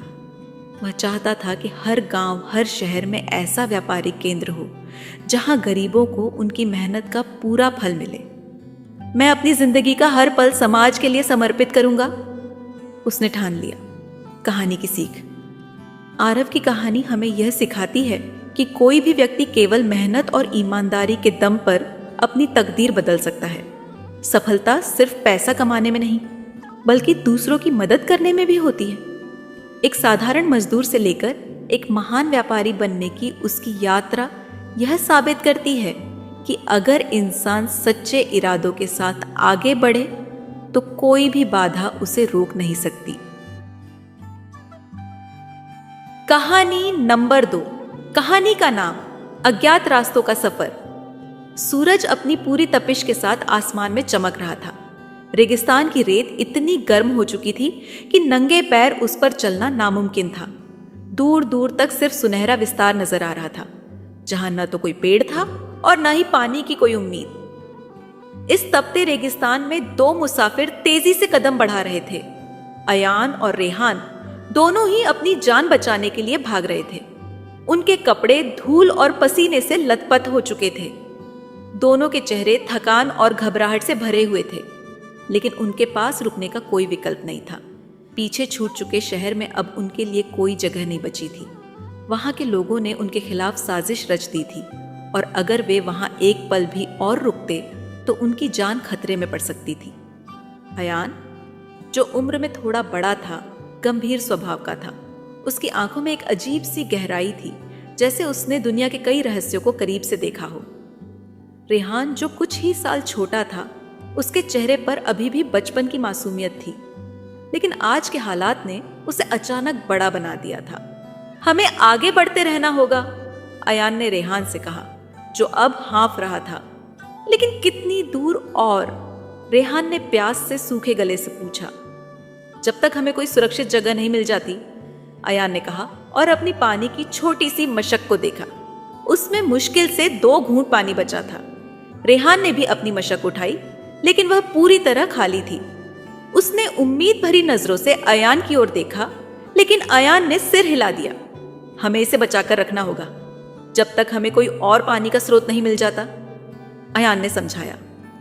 रेहान ने निराशा से सिर झुका लिया और कदम बढ़ाने लगा। जैसे जैसे वे आगे बढ़ते गए, सूरज और भी क्रूर होता गया। उनके पैर अब रेत में ढसने लगे थे, जिससे चलना और भी मुश्किल हो गया था। वे जानते थे कि अगर जल्द ही उन्हें कोई पानी का स्रोत नहीं मिला तो उनकी जान जा सकती थी। कुछ घंटों के बाद जब दोनों लगभग गिरने की कगार पर थे, अयान की नजर दूर कुछ हिलते हुए आकारों पर पड़ी। उसने अपनी आंखें मली और ध्यान से देखा। वहां देखो, उसने उत्साहित होकर कहा। रेहान ने सिर उठाया और सामने देखा। दूर कुछ झंडों जैसे आकार हिल रहे थे। शायद कोई काफिला है, रेहान ने उम्मीद से कहा, या फिर कोई बस्ती। अयान ने कहा, हमें वहां तक पहुंचना होगा, चाहे कुछ भी हो जाए। दोनों ने अपनी बची खुची ताकत जुटाई और उस ओर बढ़ने लगे। रेत में चलना आसान नहीं था, लेकिन उनकी आंखों में एक नई चमक आ गई थी। जैसे जैसे वे करीब पहुंचे, उन्हें एहसास हुआ कि यह कोई काफिला नहीं था। ये कुछ छोटे छोटे तंबू थे जो रेत पर मजबूती से गड़े हुए थे। कोई खाना बदोश कबीला लगता है, अयान ने कहा। अगर यहां लोग रहते हैं तो जरूर उनके पास पानी होगा, रेहान ने खुशी से कहा। अयान ने सिर हिलाया और वे तेज कदमों से तंबुओं की ओर बढ़े। जब वे तंबुओं के पास पहुंचे तो उन्होंने देखा कि यह एक छोटा सा खानाबदोश परिवार था। 4-5 तंबू थे और उनके आसपास कुछ बकरियां और ऊंट बंधे हुए थे। एक बूढ़ी औरत जो एक बड़े तंबू के सामने बैठी थी, उन्हें देखती ही खड़ी हो गई। उसके चेहरे पर झुर्रियां थी, लेकिन उसकी आंखों में एक अजीब सी तेजनी थी। तुम कौन हो? उसने कठोर स्वर में पूछा। हम मुसाफिर हैं, अयान ने सम्मानपूर्वक कहा। हमें पानी चाहिए, क्या आप हमारी मदद कर सकती हैं? बूढ़ी औरत ने उन्हें ऊपर से नीचे तक देखा। उनके फटे हुए कपड़े और धूल से सने चेहरे देखकर वह थोड़ी नरम पड़ी। अंदर आओ, उसने कहा और तंबू के अंदर चली गई। अयान और रेहान ने राहत की सांस ली और तंबू के अंदर गए। अंदर बहुत साधारण सामान रखा था। एक तरफ कुछ ऊनी कंबल रखे थे और दूसरी तरफ एक छोटा सा मिट्टी का चूल्हा जल रहा था। बूढ़ी औरत ने एक मिट्टी का घड़ा उठाया और उसमें से 2 लकड़ी के प्यालों में पानी डालकर उनकी ओर बढ़ाया। रेहान ने बिना समय गंवाए प्याला उठा लिया और एक ही घूंट में पूरा पानी पी गया। अयान ने धीरे धीरे पिया ताकि उसे ज्यादा राहत मिल सके। तुम लोग कौन हो और इस रेगिस्तान में क्या कर रहे हो? बूढ़ी औरत ने पूछा। अयान ने कुछ देर चुप रहकर सोचा। वह अपनी असली पहचान बताने को तैयार नहीं था। हम व्यापारी हैं, उसने झूठ कहा। हमारा काफिला हमसे बिछड़ गया और अब हम रास्ता ढूंढ रहे हैं। बूढ़ी औरत ने उसकी आंखों में झांका, जैसे यह पता लगाने की कोशिश कर रही हो कि वह सच बोल रहा है या झूठ। यह जगह सुरक्षित नहीं है, उसने धीरे से कहा। तुम्हें जल्दी से जल्दी यहां से निकल जाना चाहिए। क्यों? अयान ने पूछा। बूढ़ी औरत ने कुछ देर सोचा, फिर तंबू के कोने में रखे एक छोटे से पत्थर को उठाया। यह पत्थर साधारण लग रहा था, लेकिन उसकी सतह पर कुछ अजीब सी आकृतियां उभरी हुई थीं। इस पत्थर को देख रहे हो? उसने पूछा। अयान और रेहान ने सिर हिलाया। यह कोई साधारण पत्थर नहीं है, बूढ़ी औरत ने कहा। यह वर्षों से हमारे पास है, लेकिन यह अपने साथ मुसीबतें भी लाता है। कैसी मुसीबतें? रेहान ने पूछा। कई साल पहले जब यह पत्थर पहली बार मिला, तब से हमारे कबीले के लोग गायब होने लगे, बूढ़ी औरत ने कहा। कभी कोई रेगिस्तान में चला जाता और वापस नहीं आता, तो कभी कोई तूफान में फंस जाता। यह सिर्फ एक पत्थर है, अयान ने कहा, उसे ध्यान से देखते हुए। शायद, बूढ़ी औरत ने कहा, लेकिन जो भी इसे अपने पास रखता है, उसकी जिंदगी हमेशा के लिए बदल जाती है। अयान ने पत्थर को गौर से देखा। उसे नहीं पता था कि यह सिर्फ एक कहानी थी या इसके पीछे कोई सच्चाई थी, लेकिन कहीं ना कहीं उसे इस पत्थर की ओर खिंचाव महसूस हो रहा था। हमें आगे जाना होगा, अयान ने कहा। लेकिन तुम थके हुए हो, बूढ़ी औरत ने कहा। रात यहीं गुजार लो, सुबह चले जाना। अयान और रेहान ने एक दूसरे को देखा। अब उनके पास कोई और विकल्प नहीं था। ठीक है, अयान ने कहा। बाहर रेगिस्तान की हवा तेज होने लगी थी, जैसे कोई बड़ा रहस्य छिपा हो जो अब धीरे धीरे सामने आने वाला था। रात धीरे धीरे अपनी चादर फैला रही थी। रेगिस्तान में दिन जितना तपता था, रात उतनी ही ठंडी हो जाती थी। तंबू के बाहर हवा के झोंके रेत के छोटे छोटे बवंडर बना रहे थे और दूर कहीं कोई सियार रो रहा था। अयान और रेहान, जो पूरे दिन की थकान से चूर थे, बूढ़ी औरत के तंबू के भीतर बैठे हुए थे। तंबू के अंदर हल्की रोशनी जल रही थी, जो एक छोटे से तेल के दिए से निकल रही थी। यह रोशनी इतनी मंद थी कि तंबू के कोनों में अंधेरा ही बना रहा। बूढ़ी औरत तंबू के एक ओर बैठी हुई थी और उसके हाथ में वही रहस्यमयी पत्थर था जिसे उसने कुछ समय पहले अयान और रेहान को दिखाया था। तुम लोग इसे साधारण पत्थर समझ रहे हो, लेकिन यह नहीं है, बूढ़ी औरत ने धीमी आवाज में कहा। अयान और रेहान दोनों पत्थर की ओर टकटकी लगाए देख रहे थे। अयान को इस पत्थर में कुछ अलग सा महसूस हो रहा था, लेकिन वह समझ नहीं पा रहा था कि आखिर ऐसा क्यों हो रहा है। यह पत्थर हमें कैसे मिला, इसकी कहानी बहुत पुरानी है, बूढ़ी औरत ने आगे कहा। रेहान, जो अब तक शांत था, थोड़ा आगे झुका और पूछा, क्या यह सच में कोई खास चीज है या सिर्फ एक पुरानी कहानी? बूढ़ी औरत हल्का सा मुस्कुराई। तुम खुद देख लो, उसने कहा और पत्थर अयान की ओर बढ़ा दिया। अयान ने हिचकिचाते हुए पत्थर को अपने हाथ में लिया। जैसे ही उसने इसे छुआ, उसे हल्की सी झंझनाहट महसूस हुई, मानो पत्थर में कोई ऊर्जा हो। लेकिन उसने इसे अपने मन का भ्रम समझा और पत्थर को ध्यान से देखने लगा। पत्थर काले रंग का था, लेकिन उस पर अजीबोगरीब चिन्ह खुदे हुए थे। ये चिन्ह ऐसे लग रहे थे जैसे किसी ने उन्हें हाथ से उकेरा हो, लेकिन वे इतने पुराने लग रहे थे कि उनके वास्तविक रूप का अंदाजा लगाना मुश्किल था। कई साल पहले, बूढ़ी औरत ने कहना शुरू किया, हमारा यह कबीला एक अलग जगह पर रहता था। वहां एक प्राचीन गुफा थी जिसे हमारे पूर्वज पवित्र मानते थे। कहते हैं उस गुफा में एक रहस्य छुपा था जिसे सिर्फ सही व्यक्ति ही खोज सकता था। अयान और रेहान अब पूरी तरह से इस कहानी में डूब चुके थे। क्या उस गुफा का इस पत्थर से कोई संबंध था? अयान ने पूछा। बूढ़ी औरत ने धीरे से सिर हिलाया। हाँ, उसने कहा, यह पत्थर उसी गुफा से मिला था। लेकिन गुफा का रहस्य क्या था? रेहान ने जिज्ञासा से पूछा। यह कोई नहीं जानता, बूढ़ी औरत ने कहा। लेकिन जब यह पत्थर वहां से निकला, तब से हमारे कबीले में अशुभ घटनाएं होने लगी। लोग बीमार पड़ने लगे, कुछ लोग अचानक गायब हो गए और कुछ ने दावा किया कि उन्होंने रात में अजीब आवाजें सुनी। अयान ने एक बार फिर पत्थर की ओर देखा। उसे यह एक साधारण पत्थर ही लग रहा था, लेकिन बूढ़ी औरत की बातें कुछ और ही इशारा कर रही थी। क्या तुम लोग वापस उस गुफा में गए? रेहान ने पूछा। बूढ़ी औरत ने गहरी सांस ली। कई लोगों ने कोशिश की, उसने कहा, लेकिन जो भी वहां गया वह कभी लौट कर नहीं आया। तंबू के अंदर अचानक एक अजीब सी चुप्पी छा गई। बाहर हवा की आवाज और तेज हो गई थी, जैसे कि रेगिस्तान भी इस बातचीत को सुन रहा हो। अयान ने पत्थर को धीरे से नीचे रखा। उसे अब भी यकीन नहीं था कि यह कोई जादुई चीज थी, लेकिन वह इतना जरूर समझ गया था कि इस पत्थर को लेकर लोगों में डर था। तो तुम इसे अब भी अपने पास क्यों रखे हुए हो? अयान ने पूछा। बूढ़ी औरत ने उसकी आंखों में देखा। क्योंकि इसे कहीं और ले जाने की हिम्मत किसी में नहीं है, उसने कहा, और मुझे लगता है कि यह किसी न किसी दिन सही व्यक्ति तक जरूर पहुंचेगा। क्या तुम सोचती हो कि हम वह सही व्यक्ति हैं? रेहान ने हंसते हुए पूछा। बूढ़ी औरत ने कोई जवाब नहीं दिया। उसने बस एक लंबी नजर अयान पर डाली, जैसे कि वह उसकी आत्मा के अंदर झांक रही हो। अच्छा, अब हमें सो जाना चाहिए, बूढ़ी औरत ने कहा। सुबह जल्दी निकलना होगा। अयान और रेहान दोनों ही अब तक बेहद थक चुके थे, इसलिए उन्होंने भी कोई और सवाल नहीं पूछा। बूढ़ी औरत ने उन्हें तंबू के एक कोने में बिछे कुछ ऊनी कंबल दिए और खुद भी एक तरफ लेट गई।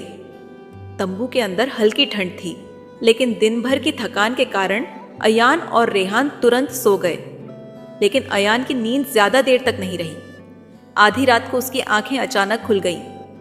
उसे एक अजीब सा एहसास हुआ, जैसे कोई उसे देख रहा हो। उसने धीरे से सिर उठाया और चारों ओर देखा। तंबू के अंदर सब कुछ सामान्य था। बूढ़ी औरत गहरी नींद में थी और रेहान भी कंबल में लिपटा हुआ सो रहा था। लेकिन तभी अयान की नजर पत्थर पर पड़ी। पत्थर अब भी वहीं पड़ा था, लेकिन अजीब बात यह थी कि उस पर हल्की सी चमक थी। यह चमक बहुत धीमी थी, लेकिन इतनी जरूर थी कि अयान को इसका एहसास हो सके। उसने धीरे से सिर उठाया और चारों ओर देखा। तंबू के अंदर सब कुछ सामान्य था। बूढ़ी औरत गहरी नींद में थी और रेहान भी कंबल में लिपटा हुआ सो रहा था। लेकिन तभी अयान की नजर पत्थर पर पड़ी। पत्थर अब भी वहीं पड़ा था, लेकिन अजीब बात यह थी कि उस पर हल्की सी चमक थी। ये चमक बहुत धीमी थी, लेकिन इतनी जरूर थी कि अयान को इसका एहसास हो सके। उसने धीरे से अपना हाथ बढ़ाया और पत्थर को छुआ। जैसे ही उसकी उंगलियां पत्थर से टकराईं, उसे हल्की सी झंझनाहट महसूस हुई। अचानक उसके कानों में फुसफुसाहट सी गूंजने लगी। वह तेजी से पीछे हटा और चारों ओर देखा, लेकिन तंबू में कोई नहीं था। यह मेरा भ्रम है, उसने खुद को समझाने की कोशिश की। लेकिन तभी तंबू के बाहर से किसी के चलने की आवाज आई। अयान ने धीरे से रेहान को हिलाया। उठो, उसने धीरे से कहा। रेहान कराहता हुआ उठा और आंखें मलने लगा। क्या हुआ? बाहर कोई है, अयान ने फुसफुसा कर कहा। रेहान अब पूरी तरह जाग चुका था। उसने भी ध्यान से सुना। बाहर हल्की हल्की सरसराहट हो रही थी, जैसे कोई रेत पर धीरे धीरे कदम रख रहा हो। अयान और रेहान दोनों चुपचाप खड़े हुए और तंबू के दरवाजे के पास गए। अयान ने धीरे से तंबू का पर्दा हटाया और बाहर झांका।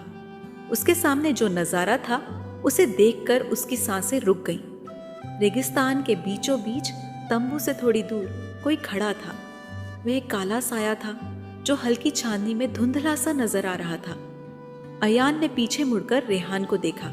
हम बाहर चलकर देखते हैं। तुम पागल हो क्या? रेहान ने फुसफुसा कर कहा। अगर वे कोई खतरा हुआ तो? अगर हम अभी नहीं देखेंगे तो यह रहस्य कभी हल नहीं होगा, अयान ने कहा। दोनों ने धीरे से कदम बढ़ाए और तंबू के बाहर आ गए। लेकिन जैसे ही उन्होंने आगे कदम रखा, वह साया धीरे धीरे पीछे हटने लगा और फिर कुछ ही पलों में वह हवा में विलीन हो गया। अयान और रेहान ने एक दूसरे की ओर देखा। ये सब क्या था? रेहान ने डरते हुए पूछा। अयान के पास इसका कोई जवाब नहीं था, लेकिन वह जानता था कि यह सिर्फ शुरुआत थी। अयान और रेहान तंबू के बाहर खड़े थे। रेगिस्तान की ठंडी हवा उनके चेहरे से टकरा रही थी, लेकिन उनका ध्यान सिर्फ उस रहस्यमयी साए पर था जो कुछ ही पल पहले उनकी आंखों के सामने गायब हो गया था। क्या तुमने सच में उसे देखा? रेहान ने धीरे से पूछा। उसकी आवाज में घबराहट थी। अयान ने सिर हिलाया। हाँ, मैंने देखा। लेकिन वह गया कहां? अयान ने रेगिस्तान की ओर देखा। वहां दूर दूर तक रेत के सिवा कुछ नहीं था। अगर कोई आदमी यहां होता तो उसकी परछाई अब भी नजर आती, लेकिन यहां कुछ भी नहीं था। शायद यह हमारा भ्रम था, रेहान ने घबराए हुए कहा। हम पूरे दिन भूखे प्यासे भटक रहे थे। हो सकता है कि हमारी आंखों ने हमें धोखा दिया हो। अयान को यह बात कुछ हद तक सही लगी, लेकिन वह पूरी तरह इस पर यकीन नहीं कर पा रहा था। अगर यह भ्रम था तो मुझे ऐसा क्यों लग रहा है कि कोई हमें देख रहा था? अयान ने कहा। रेहान ने कोई जवाब नहीं दिया। उसने बस धीरे से अपनी आंखों के सामने हाथ घुमाया, मानो यह देखना चाहता हो कि वह अब भी सच में जाग रहा है या कोई सपना देख रहा है। हमें अंदर चलना चाहिए, रेहान ने आखिरकार कहा। अगर बूढ़ी औरत जाग गई और हमें यूं बाहर खड़े देख लिया तो वह सवाल करने लगेगी। अयान ने भी यही सोचा। वे धीरे धीरे तंबू के अंदर वापस आ गए और बिना कुछ बोले अपनी जगह लेट गए। लेकिन नींद अब कोसों दूर थी। अयान ने करवट बदली और तंबू के एक कोने में पड़े उस रहस्यमयी पत्थर को देखा। हल्की चांदनी तंबू के एक छेद से अंदर आ रही थी और सीधी पत्थर पर पड़ रही थी। वह ध्यान से पत्थर को देखने लगा। कुछ ही देर में उसे महसूस हुआ कि पत्थर की सतह पर बने चिन्ह पहले से ज्यादा साफ दिख रहे थे। ये कैसे हो सकता था? क्या चांदनी के कारण ऐसा लग रहा था या फिर कुछ और था? उसने धीरे से अपना हाथ बढ़ाया और पत्थर को छू लिया। जैसे ही उसकी उंगलियां पत्थर पर गईं, उसे हल्की झंझनाहट महसूस हुई। यह वही झंझनाहट थी जो उसने पहले भी महसूस की थी, लेकिन इस बार यह थोड़ी ज्यादा तेज थी। उसने तुरंत हाथ खींच लिया। उसका दिल तेजी से धड़क रहा था। उसने रेहान की ओर देखा, जो अब तक सो चुका था। उसे इस समय जगाना सही नहीं था। अयान ने धीरे धीरे अपनी आंखें बंद कर ली, लेकिन जैसे ही उसने आंखें बंद की, उसे एक अजीब सा दृश्य दिखा। वह एक अंधेरी गुफा में खड़ा था। उसके चारों ओर ऊंची ऊंची दीवारें थीं, जिन पर अजीब आकृतियां बनी हुई थीं। गुफा के अंदर की हवा भारी थी और वहां एक अजीब सी सिहरन थी। अचानक उसे दूर कहीं एक हल्की रोशनी नजर आई। वह उस रोशनी की ओर बढ़ने लगा। उसके कदम खुद ब खुद आगे बढ़ रहे थे, मानो कोई अनदेखी ताकत उसे बुला रही हो। जैसे जैसे वह रोशनी के करीब गया, उसे महसूस हुआ कि यह रोशनी किसी दीवार से आ रही थी। अचानक किसी ने उसके कंधे पर हाथ रखा। अयान ने तेजी से मुड़कर देखा, लेकिन वहां कोई नहीं था। तभी एक तेज आवाज गूंजी, तुम्हें चुन लिया गया है। अयान की आंखें झटके से खुल गईं। वह तंबू में था, लेकिन उसका दिल तेजी से धड़क रहा था। उसने तुरंत अपने आसपास देखा। सब कुछ सामान्य था। रेहान अब भी सो रहा था और बूढ़ी औरत की ओर से भी कोई आवाज नहीं आ रही थी। क्या यह सिर्फ एक सपना था? लेकिन यह सपना इतना असली क्यों लग रहा था? अयान ने गहरी सांस ली और अपने माथे से पसीना पोंछा। तभी तंबू के बाहर से किसी के चलने की आवाज आई। वह तुरंत सतर्क हो गया। क्या यह वही साया था जो कुछ देर पहले उसने देखा था? उसने धीरे से रेहान को हिलाया। उठो, उसने फुसफुसाकर कहा। रेहान ने आंखें खोली। अब क्या हुआ? बाहर कोई है, अयान ने कहा। रेहान तुरंत उठकर बैठ गया। तुम फिर से मजाक कर रहे हो? नहीं, इस बार मैं पूरी तरह होश में हूं, अयान ने कहा। दोनों ने धीरे धीरे तंबू का पर्दा हटाया और बाहर झांका। बाहर चांदनी रेत पर पड़ रही थी और सब कुछ शांत था। लेकिन तभी अयान की नजर तंबू से थोड़ी दूर खड़े ऊंटों पर पड़ी। वे बेतहाशा इधर उधर हिल रहे थे, मानो कुछ देखकर डर गए हों। वे घबराए हुए हैं, रेहान ने कहा। अयान ने सिर हिलाया। हाँ, और ऐसा बिना किसी वजह के नहीं होता। तभी दूर से एक हल्की सरसराहट की आवाज आई। अयान और रेहान दोनों ने उधर देखा। रेगिस्तान की रेत में कुछ हिल रहा था। रेहान ने घबरा कर कहा, हमें अंदर चलना चाहिए। अयान ने कुछ देर तक उस ओर देखा, फिर सिर हिलाया। वे दोनों तुरंत तंबू के अंदर आ गए और पर्दा अच्छी तरह बंद कर दिया। यह सब क्या हो रहा है? रेहान ने धीरे से पूछा। अयान ने कोई जवाब नहीं दिया। उसकी नजर फिर से उस पत्थर पर गई। क्या यह सब इससे जुड़ा हुआ था? क्या यह महज एक संयोग था या इस पत्थर में सच में कोई शक्ति थी? वह इन सवालों के जवाब नहीं जानता था, लेकिन उसे महसूस हो रहा था कि यह सफर अब एक नई दिशा लेने वाला था और यह सिर्फ शुरुआत थी। सुबह की हल्की किरणें रेगिस्तान की रेत पर बिखरने लगी थीं। तंबू के बाहर ठंडी हवा बह रही थी, लेकिन अंदर का माहौल असामान्य रूप से शांत था। अयान की आंखें खुली और उसने महसूस किया कि वह बहुत देर तक सो नहीं पाया था।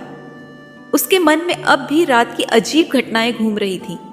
वह रहस्यमयी साया, पत्थर पर महसूस की गई झंझनाहट और वह सपना जिसमें उसने खुद को एक अंधेरी गुफा में पाया था। रेहान अब भी गहरी नींद में था, लेकिन अयान अब और सो नहीं सकता था। उसने धीरे से उठकर तंबू के बाहर झांका। बूढ़ी औरत कुछ दूर बैठी थी और सूखी लकड़ियों से आग जलाने की कोशिश कर रही थी। उसकी उम्र भले ही ज्यादा थी, लेकिन उसके हाथों में अब भी ताकत थी। अयान ने कुछ पल सोचा और फिर धीरे धीरे तंबू से बाहर निकल आया। ठंडी हवा उसके चेहरे से टकराई, जिससे उसे हल्की राहत महसूस हुई। उसने बूढ़ी औरत के पास जाकर कहा, क्या मैं आपकी मदद कर सकता हूं?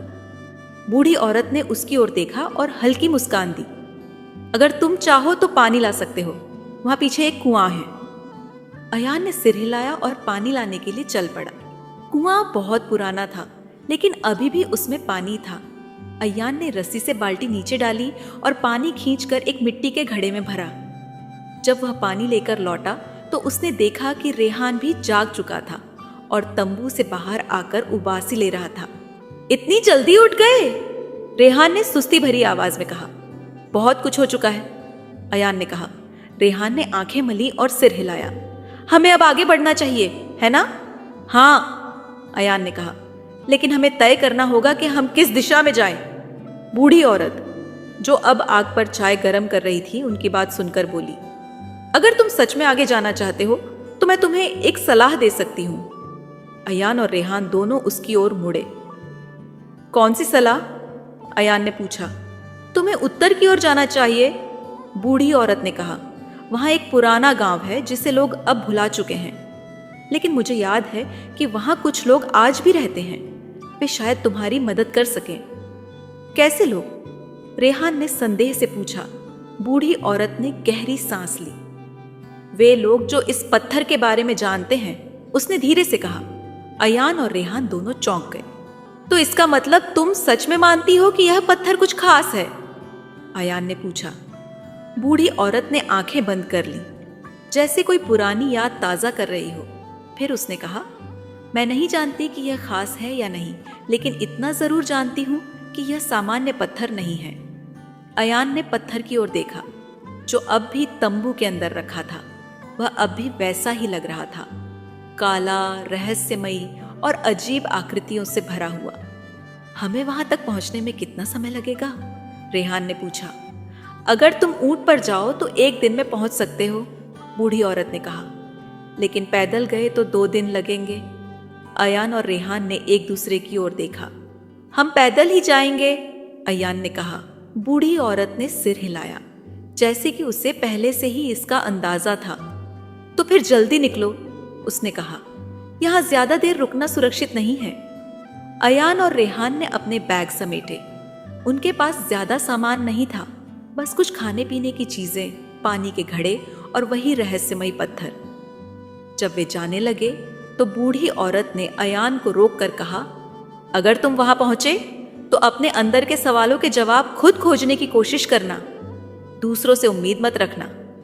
अयान ने सिर हिलाया और धीरे धीरे रेगिस्तान के उस ओर बढ़ने लगा जहां बूढ़ी औरत ने गांव होने की बात कही थी। रेगिस्तान का सफर आसान नहीं था। सूरज धीरे धीरे ऊपर चढ़ रहा था और रेत इतनी गर्म हो चुकी थी कि उनके पैर जलने लगे थे, लेकिन वे रुके नहीं। जैसे जैसे वे आगे बढ़ते गए, अयान को महसूस हुआ कि हवा में अजीब सा सन्नाटा था। यह जगह कुछ ज्यादा ही शांत नहीं लग रही, रेहान ने धीरे से कहा। अयान ने भी यह महसूस किया था। आमतौर पर रेगिस्तान में कहीं ना कहीं पक्षियों की आवाज सुनाई देती थी, लेकिन यहां बस हवा की हल्की सरसराहट थी। हमें चलते रहना चाहिए, अयान ने कहा। लेकिन तभी रेहान ने अचानक उसका हाथ पकड़ लिया। देखो, उसने फुसफुसाकर कहा। अयान ने जहां रेहान इशारा कर रहा था वहां देखा। रेगिस्तान के बीचों बीच दूर कहीं एक आकृति दिख रही थी। क्या वह कोई आदमी है?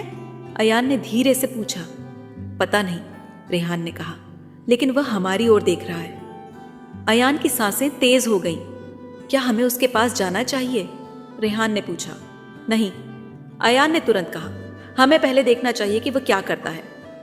वे दोनों कुछ देर वहीं खड़े रहे और उस आकृति को देखते रहे, लेकिन तभी वह आकृति धीरे धीरे हिलने लगी और फिर वह रेत में गायब हो गई। क्या तुमने यह देखा? रेहान ने हकलाते हुए कहा। अयान ने धीरे से सिर हिलाया। हमें यहां से जल्दी निकलना चाहिए, अयान ने कहा। वे दोनों तेजी से आगे बढ़ने लगे, लेकिन उनके मन में अब एक नया सवाल था। क्या यह सच में कोई आदमी था या फिर कुछ और? उनका सफर अभी शुरू ही हुआ था, लेकिन अब यह सिर्फ एक यात्रा नहीं थी, यह एक रहस्य की खोज थी। सूरज अब पूरी तरह से आसमान में चमक रहा था। रेगिस्तान की रेत तपने लगी थी और हर कदम अब भारी लगने लगा था। अयान और रेहान तेजी से आगे बढ़ रहे थे, लेकिन उनके दिमाग में अब भी वह रहस्यमयी आकृति घूम रही थी, जो कुछ देर पहले दिखी थी और फिर अचानक गायब हो गई थी। क्या वह सच में कोई आदमी था या हमें भ्रम हुआ? रेहान ने चलते चलते पूछा। अयान ने गहरी सांस ली और कहा, अगर वह कोई आदमी था तो वह इतनी जल्दी रेत में कैसे गायब हो सकता है? और अगर वह कोई भ्रम था तो हम दोनों को एक ही समय पर वह क्यों दिखा? रेहान ने कोई जवाब नहीं दिया। वह भी इस सवाल का जवाब नहीं जानता था। वे दोनों बिना रुके चलते रहे। सूरज अब और भी तेज हो चुका था।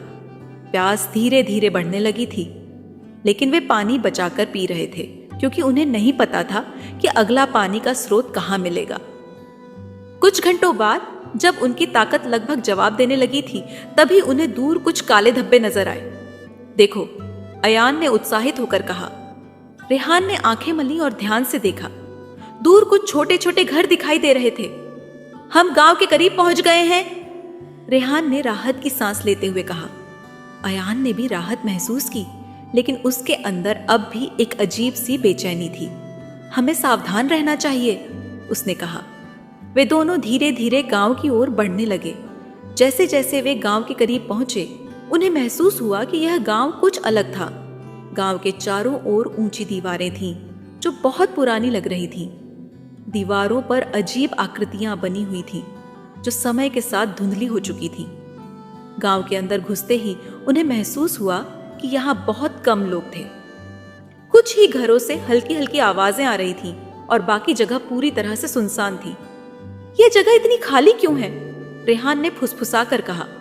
अयान ने कोई जवाब नहीं दिया। वह चारों ओर देख रहा था, जैसे कुछ तलाश कर रहा हो। तभी एक बूढ़ा आदमी उनके पास आया। उसकी आंखें धंसी हुई थीं और उसका चेहरा झुर्रियों से भरा था। तुम लोग कौन हो? बूढ़े ने कठोर आवाज में पूछा। हम मुसाफिर हैं, अयान ने विनम्रता से कहा। हम यहाँ पानी और ठहरने के लिए आए हैं। बूढ़े ने उन्हें ध्यान से देखा, फिर धीरे से सिर हिलाया। यहाँ ठहरने की जगह बहुत कम है, उसने कहा, लेकिन अगर तुम चाहो तो मैं तुम्हें अपने घर में जगह दे सकता हूं। अयान और रेहान ने एक दूसरे की ओर देखा। हम आभारी होंगे, अयान ने कहा। बूढ़ा आदमी उन्हें लेकर गांव की एक संकरी गली से होकर जाने लगा। गली के दोनों ओर पुराने मकान थे, जिनकी दीवारें अब झड़ने लगी थीं। ऐसा लग रहा था कि यह गांव कभी बहुत समृद्ध रहा होगा, लेकिन अब यह धीरे धीरे खत्म हो रहा था। यह जगह इतनी वीरान क्यों लग रही है? रेहान ने धीरे से पूछा। बूढ़े आदमी ने कोई जवाब नहीं दिया। कुछ देर बाद वे एक छोटे से घर के पास पहुंचे। यह घर भी उतना ही पुराना था जितना बाकी गांव। अंदर आओ, बूढ़े ने कहा। वे दोनों घर के अंदर गए। घर में बहुत कम सामान था, बस एक पुराना लकड़ी का बिस्तर, एक मिट्टी का चूल्हा और कुछ पुराने बर्तन। बूढ़े ने उन्हें बैठने का इशारा किया और खुद भी एक पुरानी चौकी पर बैठ गया। यह गांव पहले ऐसा नहीं था, बूढ़े ने अचानक कहा। अयान और रेहान ने उसकी ओर देखा। कई साल पहले यहाँ बहुत सारे लोग रहते थे। यह एक संपन्न गांव था, लेकिन फिर कुछ ऐसा हुआ जिसने सब कुछ बदल दिया। क्या हुआ? अयान ने पूछा। बूढ़े ने गहरी सांस ली। यह सब एक पत्थर से शुरू हुआ, उसने कहा। अयान और रेहान तुरंत सतर्क हो गए। कैसा पत्थर? रेहान ने पूछा। एक रहस्यमयी पत्थर, बूढ़े ने कहा। कई साल पहले गांव के कुछ लोगों को यह पत्थर एक पुरानी गुफा में मिला था। उन्हें लगा कि यह कोई साधारण पत्थर है, लेकिन जब उन्होंने इसे गांव में लाकर रखा तो अजीब घटनाएं होने लगीं। कैसी घटनाएं? अयान ने धीरे से पूछा। लोग अचानक गायब होने लगे। अयान और रेहान के रोंगटे खड़े हो गए। गायब? रेहान ने हैरानी से पूछा। हाँ, बूढ़े ने कहा। कुछ लोग रात को सोने गए और फिर कभी नहीं लौटे। कुछ लोग जंगल में गए और वापस नहीं आए, और जो बचे वे इतने डर गए कि उन्होंने गांव छोड़ दिया। तो फिर यह पत्थर कहाँ है? अयान ने पूछा। बूढ़े ने उनकी ओर देखा। किसी ने उसे गुफा में वापस रख दिया, उसने कहा, और तब से गांव में शांति है, लेकिन अब बहुत कम लोग यहां बचे हैं। अयान ने धीरे से अपनी जेब में पड़े पत्थर को छुआ। क्या यह वही पत्थर था? क्या वह गुफा अब भी यहां है? रेहान ने पूछा। बूढ़े ने कुछ देर सोचा, फिर कहा, हाँ, लेकिन कोई वहां नहीं जाता। हम जाना चाहते हैं, अयान ने तुरंत कहा। बूढ़े ने चौंक कर उसकी ओर देखा। तुम पागल हो, उसने कहा। जो भी वहां गया वह कभी वापस नहीं आया। हमें वहां जाना होगा, अयान ने कहा। बूढ़े ने गहरी सांस ली। अगर तुमने ऐसा तय कर लिया है तो मैं तुम्हें रास्ता दिखा सकता हूं, उसने कहा। लेकिन याद रखना, वहां जो भी है वह किसी सामान्य चीज से जुड़ा हुआ नहीं है। अयान और रेहान ने एक दूसरे की ओर देखा। अब उनके पास कोई और रास्ता नहीं था। यह सफर अब और भी रहस्यमयी और खतरनाक होने वाला था। बूढ़े आदमी की आंखों में हल्की झिझक थी। वह जानता था कि यह गुफा कोई साधारण जगह नहीं थी, लेकिन अयान और रेहान का हौसला देखकर वह समझ गया कि अब उन्हें रोकना मुश्किल होगा। उसने गहरी सांस ली और धीरे से कहा, अगर तुम सच में वहां जाना चाहते हो तो तुम्हें सावधान रहना होगा। गुफा सिर्फ एक जगह नहीं, बल्कि एक रहस्य है। अयान ने बूढ़े आदमी की आंखों में देखा। हमें जाना ही होगा। हमें यह जानना है कि आखिर इस पत्थर का सच क्या है। बूढ़े ने सिर हिलाया। ठीक है, लेकिन रास्ता आसान नहीं होगा। ये गुफा गांव से कुछ दूर पहाड़ों के पीछे स्थित है। वहां तक पहुंचने में हमें आधा दिन लगेगा। तो हमें तुरंत निकलना चाहिए, रेहान ने कहा। बूढ़े आदमी ने अपने पुराने कपड़े ठीक किए और एक लकड़ी की छड़ी उठाई। मेरे साथ आओ, उसने कहा और दरवाजे से बाहर निकल गया। अयान और रेहान भी उसके पीछे चल पड़े। गांव के तंग रास्तों से गुजरते हुए वे बाहर की ओर बढ़े। अब सूरज धीरे धीरे पश्चिम की ओर झुकने लगा था, जिससे हवा थोड़ी ठंडी हो गई थी। गांव के बाहर निकलते ही रास्ता और भी वीरान हो गया। चारों ओर सूखी झाड़ियां और बड़े बड़े पत्थर फैले हुए थे। दूर दूर तक कोई इंसान नहीं दिख रहा था। रेहान ने कोई जवाब नहीं दिया।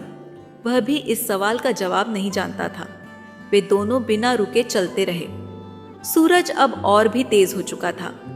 प्यास धीरे धीरे बढ़ने लगी थी, लेकिन वे पानी बचाकर पी रहे थे, क्योंकि उन्हें नहीं पता था कि अगला पानी का स्रोत कहाँ मिलेगा। कुछ घंटों बाद जब उनकी ताकत लगभग जवाब देने लगी थी, तभी उन्हें दूर कुछ काले धब्बे नजर आए। देखो, अयान ने उत्साहित होकर कहा। रेहान ने आंखें मली और ध्यान से देखा। दूर कुछ छोटे छोटे घर दिखाई दे रहे थे। हम गांव के करीब पहुंच गए हैं, रेहान ने राहत की सांस लेते हुए कहा। अयान ने भी राहत महसूस की, लेकिन उसके अंदर अब भी एक अजीब सी बेचैनी थी। हमें सावधान रहना चाहिए, उसने कहा। वे दोनों धीरे धीरे गांव की ओर बढ़ने लगे। जैसे जैसे वे गांव के करीब पहुंचे, उन्हें महसूस हुआ कि यह गांव कुछ अलग था। गांव के चारों ओर ऊंची दीवारें थीं, जो बहुत पुरानी लग रही थीं। दीवारों पर अजीब आकृतियां बनी हुई थीं, जो समय के साथ धुंधली हो चुकी थीं। गांव के अंदर घुसते ही उन्हें महसूस हुआ कि यहाँ बहुत कम लोग थे। कुछ ही घरों से हल्की हल्की आवाजें आ रही थीं और बाकी जगह पूरी तरह से सुनसान थी। ये जगह इतनी खाली क्यों है? रेहान ने फुसफुसाकर कहा। अयान ने कोई जवाब नहीं दिया। वह चारों ओर देख रहा था, जैसे कुछ तलाश कर रहा हो। तभी एक बूढ़ा आदमी उनके पास आया। उसकी आंखें धंसी हुई थीं और उसका चेहरा झुर्रियों से भरा था। तुम लोग कौन हो? बूढ़े ने कठोर आवाज में पूछा। हम मुसाफिर हैं, अयान ने विनम्रता से कहा। हम यहाँ पानी और ठहरने के लिए आए हैं। बूढ़े ने उन्हें ध्यान से देखा, फिर धीरे से सिर हिलाया। यहाँ ठहरने की जगह बहुत कम है, उसने कहा, लेकिन अगर तुम चाहो तो मैं तुम्हें अपने घर में जगह दे सकता हूं। अयान और रेहान ने एक दूसरे की ओर देखा।